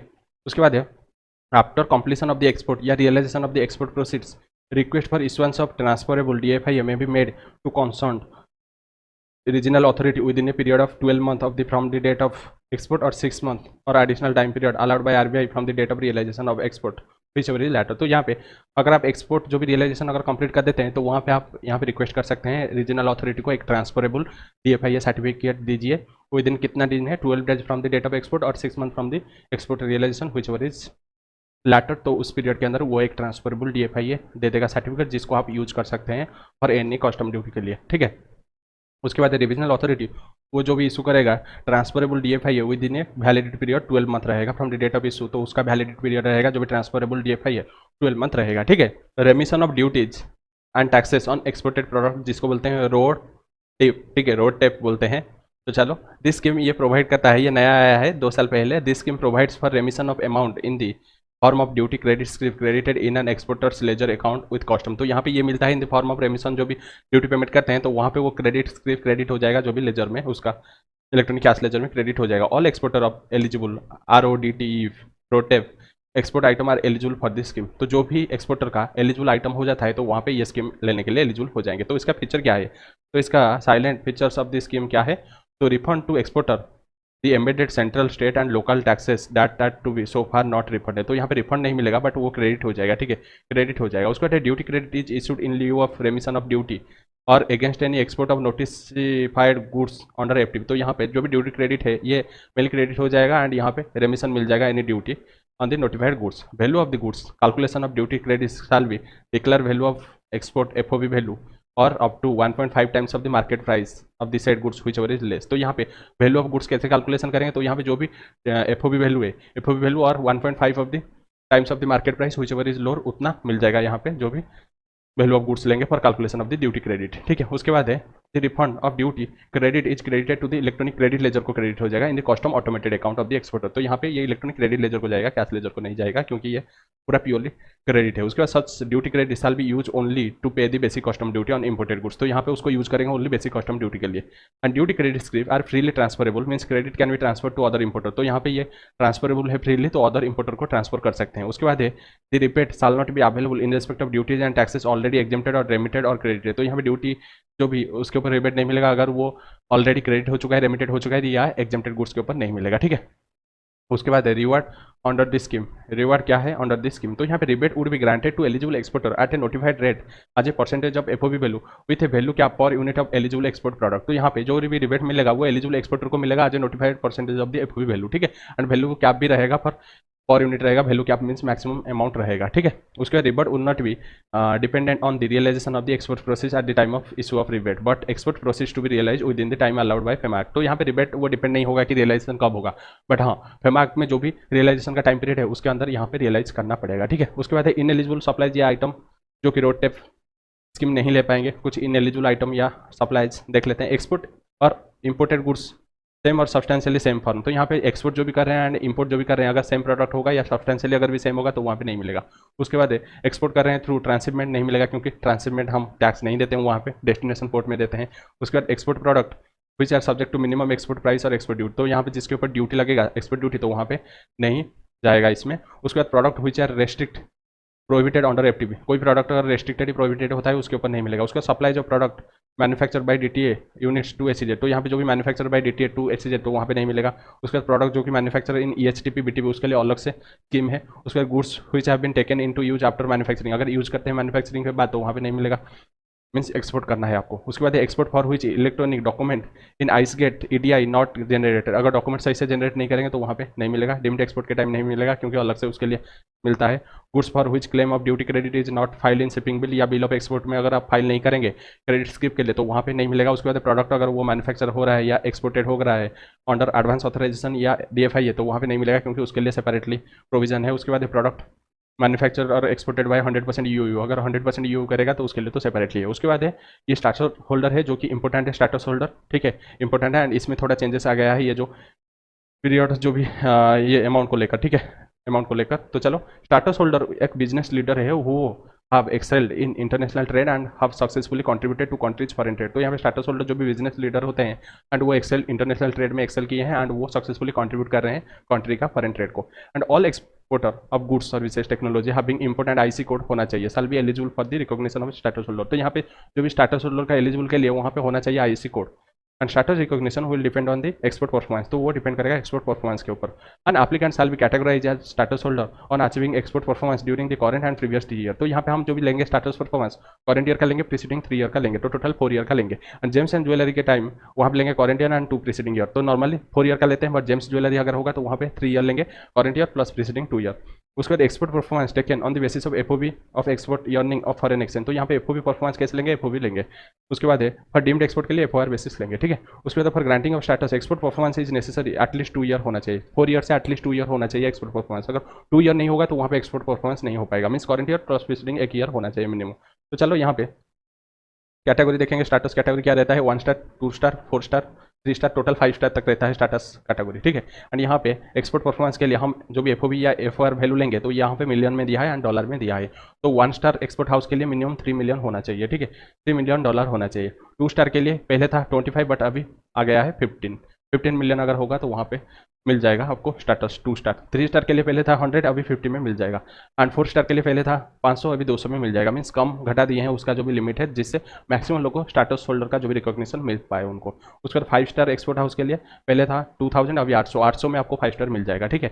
उसके बाद है जो भी MSME manufacturing units having IOC और बीआईएस या यूनिट्स जो भी नॉर्थन ईस्टर्न स्टेट में है जो कि Sikkim Jammu and Kashmir units in an agri export zones will be granted double weightage for calculation of export performance for grant of sale, तो यहाँ पे जो भी एमएसएमई है या मैन्युफैक्चरिंग यूनिट जो भी आईएसओ या बीआईएस है या नॉर्थन ईस्टर्न स्टेट में जो भी आपका अगर सिक्किम या जम्मू कश्मीर में है या एग्री एक्सपोर्ट जो भी जोन है उनके लिए डबल वेटेज दिया जाएगा, ठीक है। डबल वेटेज मीन्स यहाँ पे अगर फॉर एग्जाम्पल उनका 2 मिलियन है तो उनको वेटेज दिया जाएगा 4 मिलियन जैसा वेटेज दिया जाएगा, बट उनको एक स्टेटस अगर मिल जाता है तो वहाँ पे डबल वेटेज का कोई भी जरूरत नहीं है, मेनली मिलना चाहिए उनको स्टेटस का जो भी सर्टिफिकेट। उसके बाद export of fruits and vegetables falling under chapter number 7 only for 1 star category के लिए, ये जो मिलेगा ओनली 1 स्टार कैटेगरी के लिए मिलेगा, दो डबल वेटेज है ना 1 स्टार कैटेगरी के लिए मिलेगा। उसके बाद अगर आप चाहते हैं 2 स्टार या 3 स्टार के लिए चाहते हैं तो वहाँ पे आपको ये डबल वेटेज नहीं मिलेगा, ये जो टोटल डबल वेटेज मिलेगा फॉर 1 स्टार के लिए, ठीक है 1 स्टार के लिए मिलेगा।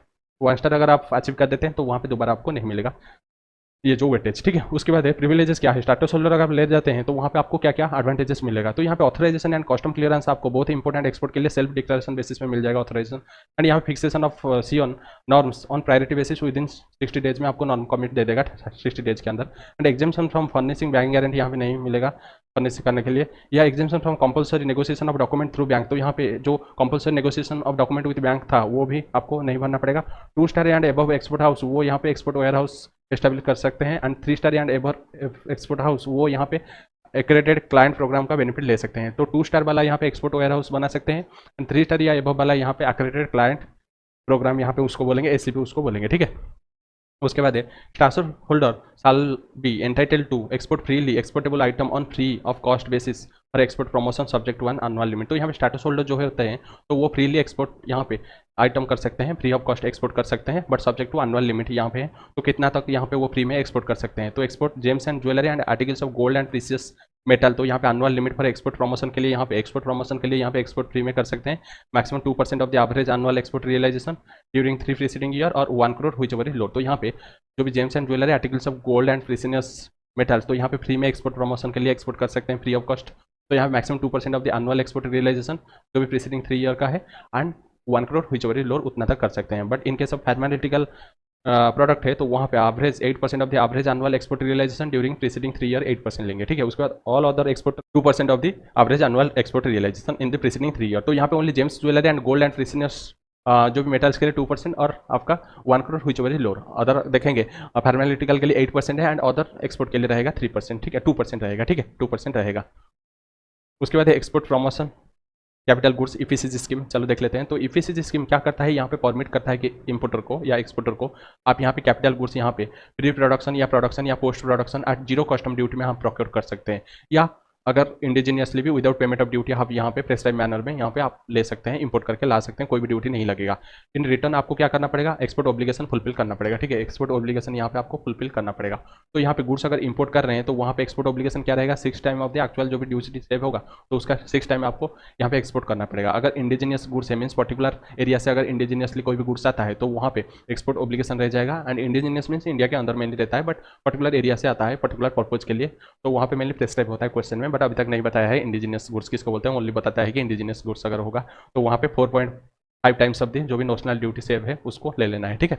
उसके बाद ऑथराइजेशन वैलिडिटी क्या रहेगा, तो यहाँ authorisation mainly 18 month from the date of authorisation रहेगा। उसके बाद आईजीएसटी एंड जीएसटी कॉम्पेंसेशन से ये भी एग्जेम्प्ट हो जाता है, ठीक है। ये पहले था 30 जून 2022, बट अभी भी एग्जेम्प्ट है। उसके बाद है जो भी आईजीएसटी पेड करते हैं कैश में अगर पेड करते हैं तो उसको हम नहीं लेंगे नेट ड्यूटी सेव में, प्रोवाइडेड क्या होता है कि आईटीसी अवेल नहीं होना चाहिए। उसके बाद है import of capital goods shall be subject to actual user condition होता है एंड वो एक्सपोर्ट ऑब्लिगेशन यहाँ पे कंप्लीटेड करना पड़ता है। आफ्टर एक्सपोर्ट ऑब्लिगेशन आप कैपिटल गुड्स को सोल्ड कर सकते हैं या ट्रांसफर कर सकते हैं। उसका स्पेसिफिक ऑब्लिगेशन भी यहाँ पे करना पड़ेगा, is over and above average export obligation के ऊपर स्पेसिफिक यहाँ पे एक्सपोर्ट ऑब्लिगेशन भी आपको सेटिस्फाई करना पड़ेगा। तो यहाँ पे export obligation is the average level of export made by the applicant in the preceding 3 licensing year for the same and similar product। तो यहाँ पे एक्सपोर्ट ऑब्लिगेशन मेनली एवरेज रहता है, जो भी प्रीसीडिंग 3 ईयर के लिए जो भी एवरेज रहता है वही लेंगे। उसके बाद ईपीसीजी स्कीम वो कवर करता है manufacturer, exporter, merchant exporter and service provider cover हो जाते हैं। उसके बाद एलिजिबल कैपिटल गुड्स क्या होगा, कंप्यूटर सिस्टम होगा, सॉफ्टवेयर होगा, कैटलिस्ट होगा, कैपिटल गुड्स पर प्रोजेक्ट इंपोर्ट होगा या सीकेडी एसकेडी कंडीशन में भी आप इंपोर्ट कर सकते हैं। बट इन एलिजिबल क्या होगा इसको याद रखिए क्योंकि क्वेश्चन है, सेकंड हैंड कैपिटल गुड्स यहाँ पे अलाउ नहीं होगा एंड यहाँ पे एनी अदर गुड्स जो भी पावर सेक्टर में होगा उसको हम नहीं लेंगे, ठीक है, नहीं लेंगे। उसके बाद है specific export obligation under EPCG scheme is equivalent to 6 times of the duty save on capital goods imported under EPCG scheme to be fulfil in 6 year reckoned from the authorisation issue date. तो यहाँ पे जो भी 6 times of the duty save जो भी हम यहाँ पे देखते हैं आए हैं स्पेसिफिक एक्सपोर्ट ऑब्लिगेशन, तो यहाँ पे 6 ईयर के अंदर आपको फुलफिल करना पड़ेगा एंड ये शुरू हो जाएगा जिस दिन से इशू हुआ है एडवांस ऑथराइजेशन। उसके बाद है in case where authorisation holder अगर वो फुलफिल कर देता है 75% और more of the specific export obligation या 100% of the average export obligation till the date, तो वहाँ पे इन हाफ और less than half of the original जो भी एक्सपोर्ट ऑब्लिगेशन पीरियड जो भी था 6 ईयर, तो 6 ईयर का आधा पीरियड 3 साल या 4 साल या 5 साल में अगर यहाँ पे 75% से ज़्यादा अगर एक्सपोर्ट ऑब्लिगेशन जो कि है स्पेसिफिक उसको अगर फुलफिल कर देता है या अगर 100% अगर एवरेज एक्सपोर्ट ऑब्लिगेशन अगर वो फुलफिल कर देता है तो वहाँ पे रिमेनिंग जो भी एक्सपोर्ट ऑब्लिगेशन हम मानेंगे जैसे कॉन्डन कर देंगे एंड उसको ऑथराइजेशन मिल जाएगा, मानेंगे वो फुलफिल कर दिया है। उसके बाद under EPCG scheme capital goods imported on full payment of applicable duties in cash. तो यहाँ पे ईपीसीजी स्कीम में भी कैपिटल गुड्स आप इंपोर्ट कर सकते हैं फुल पेमेंट इन कैश में करके।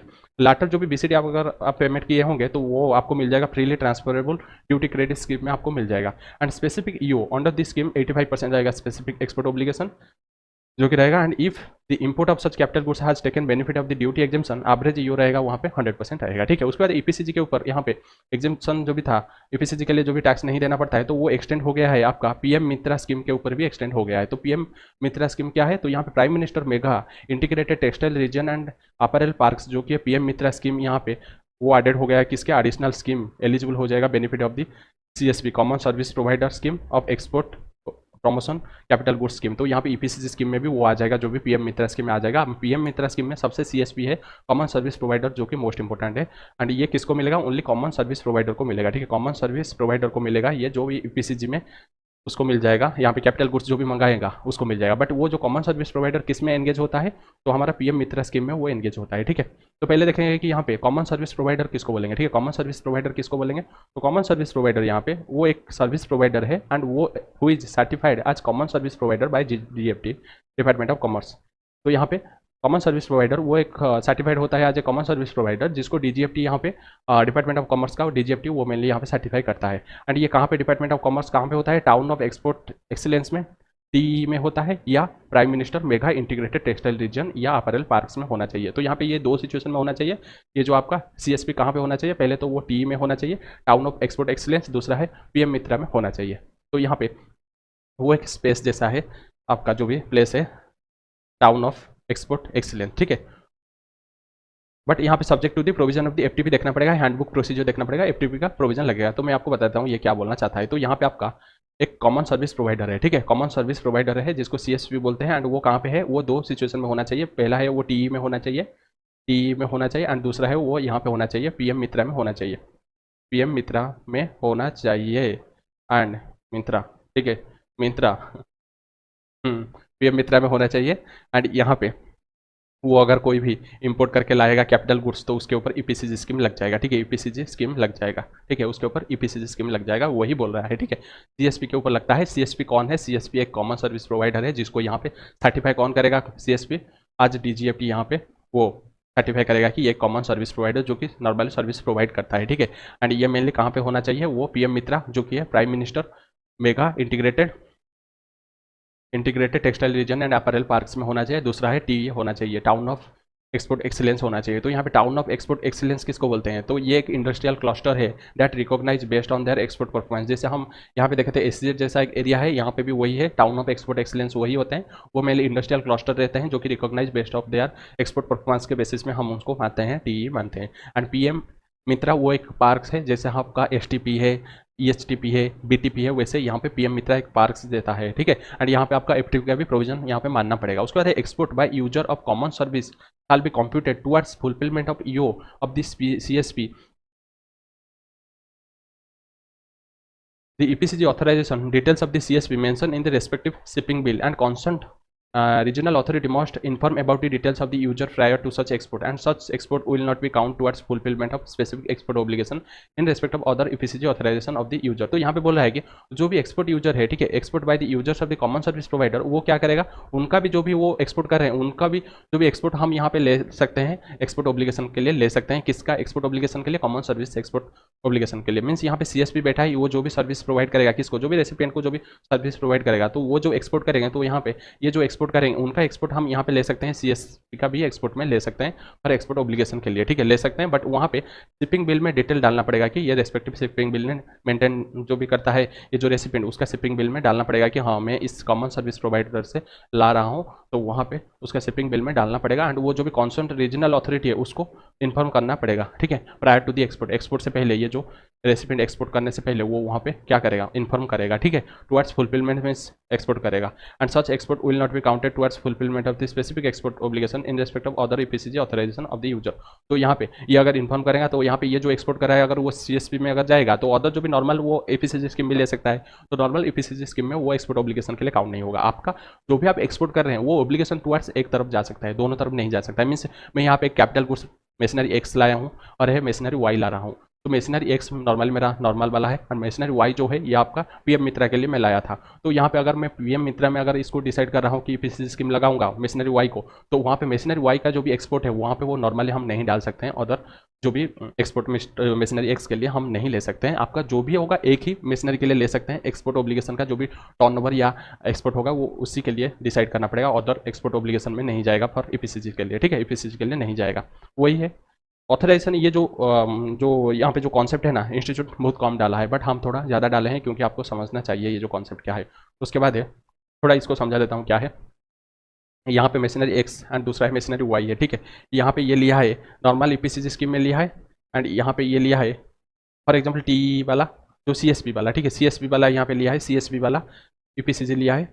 तो यहाँ पे अगर एक्सपोर्ट ऑब्लिगेशन अगर वो CSP में अगर वो डिक्लेयर कर रहा है एक्सपोर्ट ऑब्लिगेशन, ठीक है, एक्सपोर्ट ऑब्लिगेशन अगर वो CSP में डिक्लेयर कर रहा है मशीनरी वाई के लिए, तो वहाँ पे ये मशीनरी वाई का एक्सपोर्ट दोबारा फिर अदर जो भी EPCG के लिए डिक्लेयर नहीं हो सकता है। ओनली जिसके लिए आया है उसके लिए अगर वो CSP में अगर डिक्लेयर कर देता है तो वहाँ पे दोबारा अदर EPCG के लिए डिक्लेयर नहीं हो पाएगा, वही है, अदर कुछ भी नहीं है, आपको समझाना पड़ेगा। उसके बाद जो भी authorisation holder shall be required to submit bank guarantee which shall be equivalent to the duty saved and bank guarantee can be given by CSP और by any of the user of a combination there of at the option of the CSP। तो यहाँ पे bank guarantee यहाँ पे देना पड़ेगा, चाहे वो CSP को देना पड़ेगा या आपका जो भी यूजर को देना पड़ेगा, जो भी रेसिपिएंट को भी दे सकता है या दोनों दे सकते हैं, बट वहाँ पे कितना देंगे बैंक गारंटी, जो भी ड्यूटी सेफ है उतना बैंक गारंटी देना पड़ेगा। उसके बाद capital goods shall be install with in A T और PM मित्रा। तो यहाँ पे कैपिटल गुड्स भी इंस्टॉल हो सकता है, कहाँ पे टी में इंस्टॉल होना पड़ेगा, टाउन ऑफ एक्सपोर्ट एक्सीलेंस में या PM मित्र में उसको वहाँ पे इंस्टॉल करना पड़ेगा, ठीक है। उसके बाद exemption from maintenance of average export obligation. तो यहाँ पे डायरी सेक्टर के ऊपर ये नहीं लगेगा, ठीक है, डायरी सेक्टर एग्जेम्प्टेड हो जाएगा maintaining of average export obligation to support dairy sector to upgrade technology. तो यहाँ पे जो भी डायरी सेक्टर है, जो कि मिल्क है या दही है, जो भी सेक्टर है उनके ऊपर ये वाला नहीं लगेगा, एवरेज एक्सपोर्ट ऑब्लिगेशन फुलफिल नहीं करना पड़ेगा। CSP लगेगा बट एवरेज एक्सपोर्ट ऑब्लिगेशन वहाँ पे उसके ऊपर फुलफिल नहीं करना पड़ेगा, क्योंकि ओनली स्पेसिफिक एक्सपोर्ट ऑब्लिगेशन अगर वो फुलफिल कर देंगे तो वहाँ पर हम मानेंगे सेटिस्फाई हो गया, एवरेज एक्सपोर्ट ऑब्लिगेशन दोबारा नहीं करना पड़ेगा। उसके बाद स्कोप ऑफ GTE, ठीक है, स्कोप ऑफ GTE वो एक्सटेंड हो गया है। GTE मीन्स आपका क्या है, ग्रीन टेक्नोलॉजी प्रोडक्ट। तो जो भी इलेक्ट्रिक व्हीकल है, बैटरी इलेक्ट्रिक व्हीकल है या ऑल टाइप्स ऑफ, उसके बाद वर्टिकल फार्मिंग इक्विपमेंट है या वेस्ट वाटर ट्रीटमेंट है या रिसाइकलिंग है या रेन वाटर हार्वेस्टिंग सिस्टम या रेन वाटर फिल्टर है या green hydrogen are added to the green technology product में and will now be eligible to reduce export obligation requirement under EPCG scheme. तो जो भी ग्रीन टेक्नोलॉजी प्रोडक्ट है, जो कि अगर देखेंगे जो भी इलेक्ट्रिक व्हीकल का बैटरी है या वर्टिकल फार्मिंग है या वेस्ट वाटर ट्रीटमेंट है या रेन वाटर हार्वेस्टिंग, ये सब आपका ग्रीन टेक्नोलॉजी प्रोडक्ट में आता है एंड उनके ऊपर जो एक्सपोर्ट ऑब्लिगेशन था ना वो रिड्यूस हो गया है, ठीक है, वो रिड्यूस हो गया है। तो यहाँ पे रिड्यूस एक्सपोर्ट ऑब्लिगेशन कितना हो गया है, तो फॉर ग्रीन टेक्नोलॉजी प्रोडक्ट के लिए एक्सपोर्ट ऑब्लिगेशन वो स्पेसिफिक एक्सपोर्ट ऑब्लिगेशन है आपका 75%, अदरवाइज अगर वो मेंशन होगा मीन्स जो भी 4.5 टाइम्स ड्यूटी से यहाँ पे लेंगे एंड एवरेज एक्सपोर्ट ऑब्लिगेशन है 100% ऑफ द ड्यूटी सेप लेंगे, ठीक है, वो रिड्यूस हो गया है। उसके बाद है EOU EHTP STP BTP, ठीक है, ये कॉन्सेप्ट है वो पुराना है, पहले था अभी भी है। तो यहाँ पे अंडर एक्सपोर्ट ओरिएंटेड यूनिट है या इलेक्ट्रॉनिक्स हार्डवेयर टेक्नोलॉजी पार्क है सॉफ्टवेयर स्कीम या सॉफ्टवेयर टेक्नोलॉजी पार्क है या बायोटेक्नोलॉजी पार्क BTP स्कीम, ये क्या है, तो यहाँ पे export their entire production export करना पड़ेगा गुड्स एंड सर्विसेज एक्सेप्ट कुछ अगर वहाँ पे परमिसेबल है सेल्स कर सकते हैं डोमेस्टिक टैरिफ एरिया में, नहीं तो उनको पूरा एक्सपोर्ट करना पड़ेगा, इसीलिए वो फेमस है एक्सपोर्ट करने के लिए, ठीक है। बट अगर परमिसेबल है तो वहाँ पे वो DTA में भी सप्लाई कर सकते हैं एंड कैन इंपोर्ट कर सकते हैं input and capital goods without payment of custom duty. तो यहाँ पे वो इंपोर्ट कर सकते हैं, कोई भी कस्टम ड्यूटी ना देकर वो इंपोर्ट कर सकते हैं। उसके बाद एलिजिबिलिटी कब होगा, तो एलिजिबिलिटी क्या है, सच यूनिट्स में भी setup manufacture of goods including repair remaking and reconditioning री engineering rendering of service development of software agriculture. तो ये सब काम वो कर सकते हैं। या ट्रेडिंग यूनिट्स वो कवर नहीं होगा, तो यहाँ पे आप याद रखें ट्रेडिंग वाला यहाँ पे कवर नहीं होगा, क्वेश्चन इसके ऊपर है एंड आ सकता है इसके ऊपर। STP BTP वो ट्रेडिंग कर सकते हैं, नहीं, कभी भी ट्रेडिंग नहीं कर सकते हैं। उसके बाद मिनिमम इन्वेस्टमेंट का रिक्वायरमेंट क्या है, तो यहाँ पे जो भी प्रोजेक्ट है उसमें मिनिमम इन्वेस्टमेंट 1 करोड़ चाहिए in plant and machinery shall be consider for establishment of the EOU 1 crore minimum investment चाहिए। However this shall not be apply to units ESTP STP BTP EOU in handicraft agriculture floriculture aquaculture and IT services brass hardware and handmade jewellery sector. तो ये जो 1 करोड़ का जो minimum investment का limit नहीं लगेगा ये जो फॉलोइंग सेक्टर के लिए। उसके बाद बोर्ड ऑफ अप्रूवल BOA में also allow establishment of EOU with in lower investment. तो यहाँ पे बोर्ड ऑफ अप्रूवल वहाँ पे एक अथॉरिटी रहता है जो कि लोअर इन्वेस्टमेंट में भी अप्रूवल दे सकता है आज EOU ये सब इंस्टीट्यूशन या एरिया। उसके बाद नेट फॉरेन एक्सचेंज अर्निंग क्या होना चाहिए, तो यहाँ पे जो भी EOU है EHTP है STP है BTP है उनको positive net foreign exchange earner चाहिए, मीन्स जो भी वो इंपोर्ट करके ला रहे हैं ना उससे ज़्यादा एक्सपोर्ट करना चाहिए, मीन्स पॉजिटिव यहाँ पे चाहिए फॉरेन एक्सचेंज अर्नर। हाउएवर एक हायर वैल्यू एडिशन भी अगर स्पेसिफाई होगा सम सेक्टर के लिए तो वहाँ पे उसको फुलफिल करना पड़ेगा। एंड कैलकुलेशन कैसे करेंगे नेट फॉरेन एक्सचेंज अर्निंग, तो यहाँ पे नेट फॉरेन एक्सचेंज अर्निंग वो कैलकुलेटेड हो जाएगा cumulatively in block of 5 years में, उसको कैलकुलेट करेंगे एंड स्टार्टिंग हो जाएगा कमेंसमेंट ऑफ द प्रोडक्शन जब होगा उस डेट से स्टार्टिंग हो जाएगा। उसके बाद इन केस ऑफ नॉट अगर वो एबल नहीं होता है अचीव करने के लिए net foreign exchange earning due to provision impose अगर हो जाता है कोई भी प्रोविजन ऑफ इम्पोज हो जाता है एक्सपोर्ट ऑफ एनी प्रोडक्ट के लिए, तो वहाँ पे 5 ईयर को फर्दर 1 ईयर एक्सटेंड कर सकता है बोर्ड ऑफ यहाँ पे अप्रूवल यहाँ पे एक्सटेंड कर सकता है, ठीक है। उसके बाद है procurement of goods including capital goods by way of import और procurement from bonded warehouse in DTA और international exhibition held in India. तो यहाँ पे वो प्रोक्योरमेंट कर सकते हैं जो भी गुड्स कैपिटल गुड्स है या इनपुट कहाँ से कर सकते हैं, जो भी DTA से कर सकते हैं या आपका bonded warehouse in DTA, दूसरा इंटरनेशनल एग्जीबिशन से भी कर सकते हैं। तो उसके ऊपर बेसिक कस्टम ड्यूटी नहीं लगेगा and IGST GST compensation cess भी नहीं लगेगा। ये जून 30 तक था बट एक्सटेंड है अभी भी। उसके बाद है परचेज फ्रॉम डीटीए, तो यहाँ पे वो परचेज कर सकते हैं क्या डोमेस्टिक टैरिफ एरिया में, नॉर्मल एरिया से वो परचेज कर सकते हैं क्या। तो यहाँ पे जो भी supplies from DTA to EOU EHTP BTP, तो उसको हम मानेंगे डीम्ड एक्सपोर्ट मानेंगे। And the refund of GST paid on such supply would be available to the supplier, तो यहाँ पे रिफंड मिल जाएगा, जो भी टैक्स पेमेंट करेंगे सप्लायर को रिफंड मिल जाएगा। उसके बाद है एक्सपोर्ट, तो एक्सपोर्ट यहाँ पे क्या करना पड़ेगा, फॉलोइंग एक्सपोर्ट परमिटेड हो जाता है, all kind of goods and services except item that are prohibited, तो यहाँ पे सब एक्सपोर्ट कर सकते हैं बट प्रोहिबिटेड वाला नहीं कर सकते हैं। उसका special chemicals material equipment and technology subject to the condition indicated in ITC, तो यहाँ पे वो special chemicals and material equipment यहाँ पे वो एक्सपोर्ट कर सकते हैं बट कंडीशन देखना पड़ेगा। उसके बाद एग्जिट फ्रॉम ईओयू स्कीम, कैसे वो एग्जिस्ट करेंगे ईओयू स्कीम से, तो with the approval of the deputy commissioner and EOU में ऑप्ट आउट स्कीम ले सकता है and such exit shall be subject to the payment of applicable, जो भी आईजीएसटी सीजीएसटी उसको पेमेंट करना पड़ेगा, जीएसटी कॉम्पेंसेशन से पेमेंट करना पड़ेगा। इफ यूनिट अगर वो अचीव नहीं किया है ओब्लिगेशन, तो उसको पेनल्टी भी लग सकता है जब एग्जिस्ट करेगा। उसके बाद कन्वर्जन, तो कन्वर्जन कैसे करेगा, तो यहाँ पे एग्जिस्टिंग डीटीए यूनिट्स में ऑल्सो अप्लाई फॉर कन्वर्जन, तो यहाँ पे एग्जिस्टिंग डीटीए यूनिट्स तो वो अप्लाई कर सकता है ईओयू ईएचटीपी बीटीपी के लिए, एंड एग्जिस्टिंग ईएचटीपी वो अप्लाई कर सकता है कन्वर्जन या मर्जर करने के लिए ईओयू यूनिट या वाइस वर्सा यहाँ पे कर सकता है, एंड अवेल कर सकता है जो भी एग्जाम्शन ड्यूटीज टैक्सेस अप्लीकेबल है। उसके बाद application for conversion into EOU EHTP STP BTP units from existing DTA, वो एप्लीकेशन दे सकते हैं बट इन्वेस्टमेंट 50 करोड़ चाहिए, and above for plant and machinery में, और एक्सपोर्ट वहाँ पे 50 करोड़ होना चाहिए, एबव एनुअली होना चाहिए, and before board of approval लेने से पहले यहाँ पे उसका एक्सपोर्ट ऑब्लिगेशन या प्लांट एंड मशीनरी में इन्वेस्टमेंट करना। उसके बाद है डिम्ड एक्सपोर्ट है, तो डिम्ड एक्सपोर्ट है, deemed export for the purpose in this FTP क्या होगा, तो it refers to those transaction in which good supplied, जो कि वो डिलीव नहीं हो रहा है country but payment of such supplies वो रिसीव हो रहा है आइदर इंडियन रुपीज़ में और फ्री फॉरेन एक्सचेंज में वो रिसीव हो रहा है। Supply of goods as specified in FTP वो क्या है, उसको regarded as deemed export provided goods are manufactured in India. तो यहाँ पे डिम्ड एक्सपोर्ट में क्या होता है, एक्चुअली वो गुड्स नहीं जा रहा है आउटसाइड इंडिया, बट यहाँ पे क्या हो रहा है कि जो भी डोमेस्टिक टैरिफ एरिया में अगर आप कोई भी यहाँ पे कोई मैन्युफैक्चरर है, अगर आप इसको एसीजेड को सप्लाई करेंगे या 100% ईओयू ईएचटीपी बीटीपी को अगर सप्लाई करेंगे, तो वहाँ पे हम मानेंगे आप डिम्ड एक्सपोर्ट कर रहे हैं, ठीक है। डिम्ड एक्सपोर्ट कर रहे हैं मीन्स इंडिया के बाहर एक्चुअली एक्सपोर्ट नहीं हो रहा है बट हम उसको मान रहे हैं आज डिम्ड एक्सपोर्ट, बट यहाँ पे वो मैन्युफैक्चरिंग होना चाहिए इंडिया में, ठीक है। उसके बाद है ये है एफटीपी पर्पज के लिए डिम्ड एक्सपोर्ट किसको बोलेंगे, बट यहाँ पे जीएसटी पर्पज के लिए हम डिम्ड एक्सपोर्ट किसको बोलेंगे, तो उसके लिए सेक्शन नंबर 147 है, वही है, सेम है मेनली। अगर डीटीए से अगर कोई भी सप्लाई करेगा एसीजेड को, उसको मानते हैं डिम्ड एक्सपोर्ट। उसके बाद है deemed export mainly cover 3 area में कवर होता है।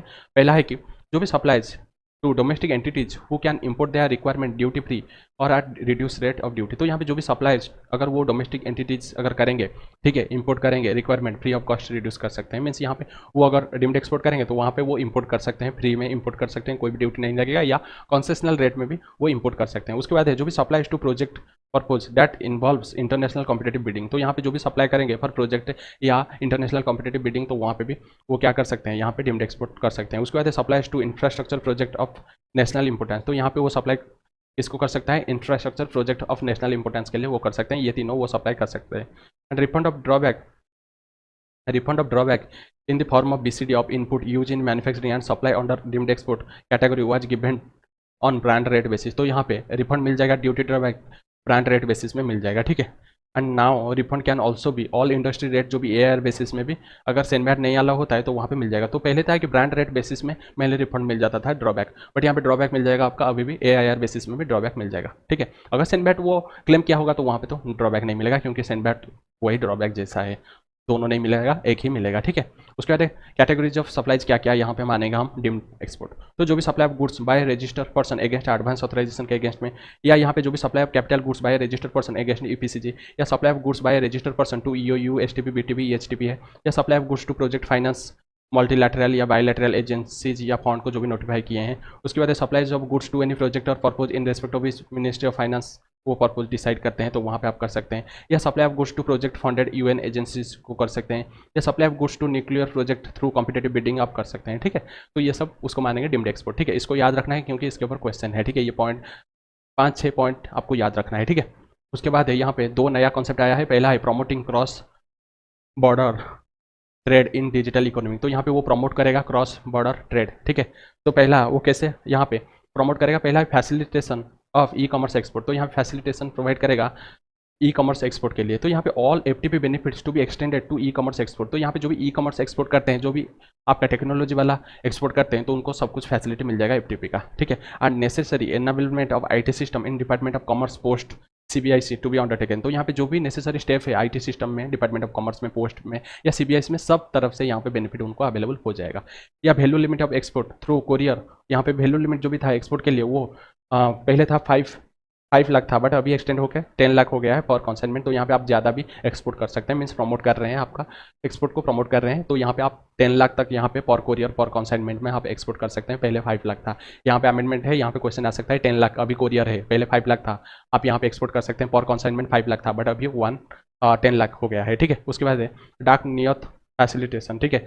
डाक नियत एक फैसिलिटेशन वो यहाँ पे ऐड हो गया है, क्या यहाँ पे दिया है, तो डाकघर नियत केंद्र यहाँ पे वो ऑपरेशनलाइज्ड हो जाएगा throughout the country to work in a hub and spoke model with foreign post offices to facilitate cross border e-commerce and to enable artisans, weavers, craftsmen and MSME in the hinterland and landlocked region to reach the international market। तो यहाँ पे हर area में एक डाक निर्यात केंद्र वहाँ पे एस्टेब्लिश कर दिया जाएगा, जैसे पोस्ट ऑफिस है वैसे डाकघर निर्यात केंद्र वहाँ पे एस्टेब्लिश किया जाएगा, जिससे वो डायरेक्टली फॉरेन कस्टमर है या इंटरनेशनल मार्केट में वो डायरेक्ट कॉन्टैक्ट कर पाएंगे, वहाँ से वो डायरेक्टली प्रोडक्ट क्या कर पाएंगे, सेंड कर पाएंगे। पहले था वो जो भी आपका स्पेसिफाइड जो भी पोस्ट ऑफिस था वहाँ पे जाना पड़ता था जो भी एक्सपोर्ट करना चाहता था, बट यहाँ पे हर एरिया में एक्सपोर्ट करने के लिए स्पेसिफिक यहाँ पे डाकघर निर्यात केंद्र ओपन हो रहा है, जिसके थ्रू जो भी गाँव में बैठे हैं एक्सपोर्टर है वो जाकर वहाँ पे एक्सपोर्ट कर सकते हैं, कोई दिक्कत नहीं होगा, ठीक है।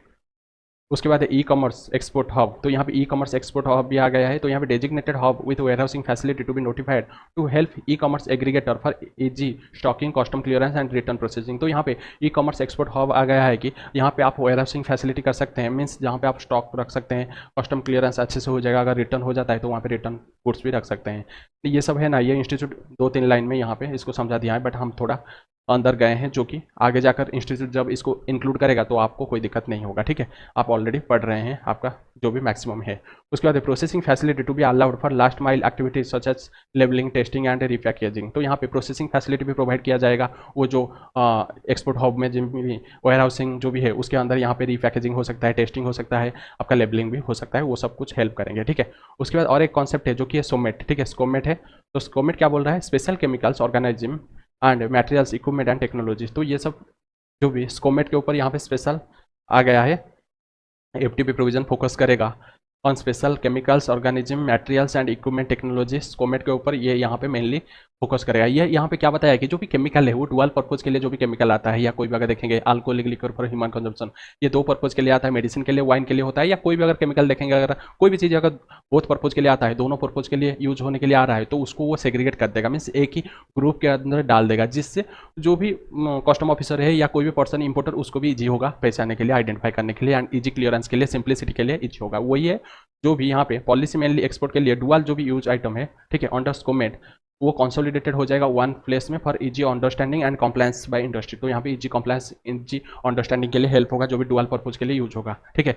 उसके बाद है स्कोमेट मेनली मेन पर्पज यही है, डुअल आइटम जो भी यूज वाला है तो उसको वो एक कंसोलिडेटेड वन प्लेस में कर देगा, यही मेन पर्पज है। उसके बाद अदर पॉइंट्स देख लेते हैं। तो स्कोमेट पॉलिसी वो एम्फासाइज करेगा इंडियाज एक्सपोर्ट कंट्रोल को in line with international commitment under various export control regimes to control trade in sensitive and dual use items including software and technology. तो ये mainly क्या करेगा, ये एम्फासाइज करेगा जो भी डुअल पर्पज आइटम्स, जो कि इंडिया का dual purpose item with international committee के साथ वो लिंक करके चलेगा, जिससे क्या होगा, वो sensitive and dual use item क्या होगा, वो वहाँ पे अच्छे से कंट्रोल आ जाएगा, ठीक है, कंट्रोल आ जाएगा। उसके बाद recent policy changes introduce such as general authorisation for export of certain SCOMET item to streamline licensing of this item to makes export SCOMET item globally competitive. तो यहाँ पे रिसेंट पॉलिसी भी यहाँ पे चेंज हो रहा है कि आपको इजी से ऑथराइजेशन मिल जाएगा, जिससे आप अच्छे से एक्सपोर्ट कर सकते हैं, ठीक है, एक्सपोर्ट कर सकते हैं एंड इंटरनेशनली आप एक्सपोर्ट कर सकते हैं। उसके बाद यहाँ पे मेन जो फोकस है सिंप्लीफाइंग जो भी policies to facilitate export of dual use high end goods या टेक्नोलॉजी सच एज, यहाँ पे ड्रोन्स जो है, ड्रोन्स का भी डुअल यूज है, कोई भी यहाँ पे इलीगल पर्पज के लिए ड्रोन्स मंगा सकता है एंड लीगल पर्पज के लिए भी ड्रोन्स मंगा सकता है, UAV है या क्रिजोनिक टैंक्स है या सर्टेन केमिकल्स, यहाँ पे जो भी है उसको सिंप्लीफाई करने के लिए मेनली पॉलिसी यहाँ पे है FTP में। तो यहाँ पे आपका पूरा FTP का रिवीजन खत्म हो जाता है एंड हम जो भी अमेंडमेंट उसको भी ट्राई किए हैं जल्दी खत्म करने के लिए। तो यहाँ पे FTP का जो भी रिवीजन खत्म हो जाता है। तो चलो क्वेश्चन आंसर सॉल्व करते हैं, ठीक है, क्वेश्चन आंसर चलो सॉल्व करते हैं। तो चलो फॉरेन ट्रेड पॉलिसी का जो भी क्वेश्चन आंसर इसको खत्म कर लेते हैं। इसको अगर आप खत्म कर लेंगे तो आपको कोई भी अदर मटेरियल नहीं रेफर करना पड़ेगा, इतना ही आप कंप्लीट करके चले जाइए ये जो foreign trade policy plus IDT. तो आपको कुछ भी अलग से कुछ भी नहीं करना पड़ेगा, यहीं से क्वेश्चन आ जाएगा 100%, यहीं से क्वेश्चन आ जाएगा, चाहे वो एमसीक्यू हो, केस स्टडी हो या आपका लॉन्ग टाइप क्वेश्चन हो, सब कुछ इससे आ जाएगा। ठीक है, डिस्क्रिप्टिव क्वेश्चन सब कुछ इसमें से आ जाएगा। तो चलो पहला है enumerate various matters in respect of which foreign trade policy and regulation framed under FTP. तो क्या क्या यहाँ पे पढ़ने के लिए मिलेगा, चैप्टर क्या रहेगा, जो कि हम डिस्कशन कर चुके हैं थ्योरी में, वही है जनरल प्रोविजन है and developing district as export hub है।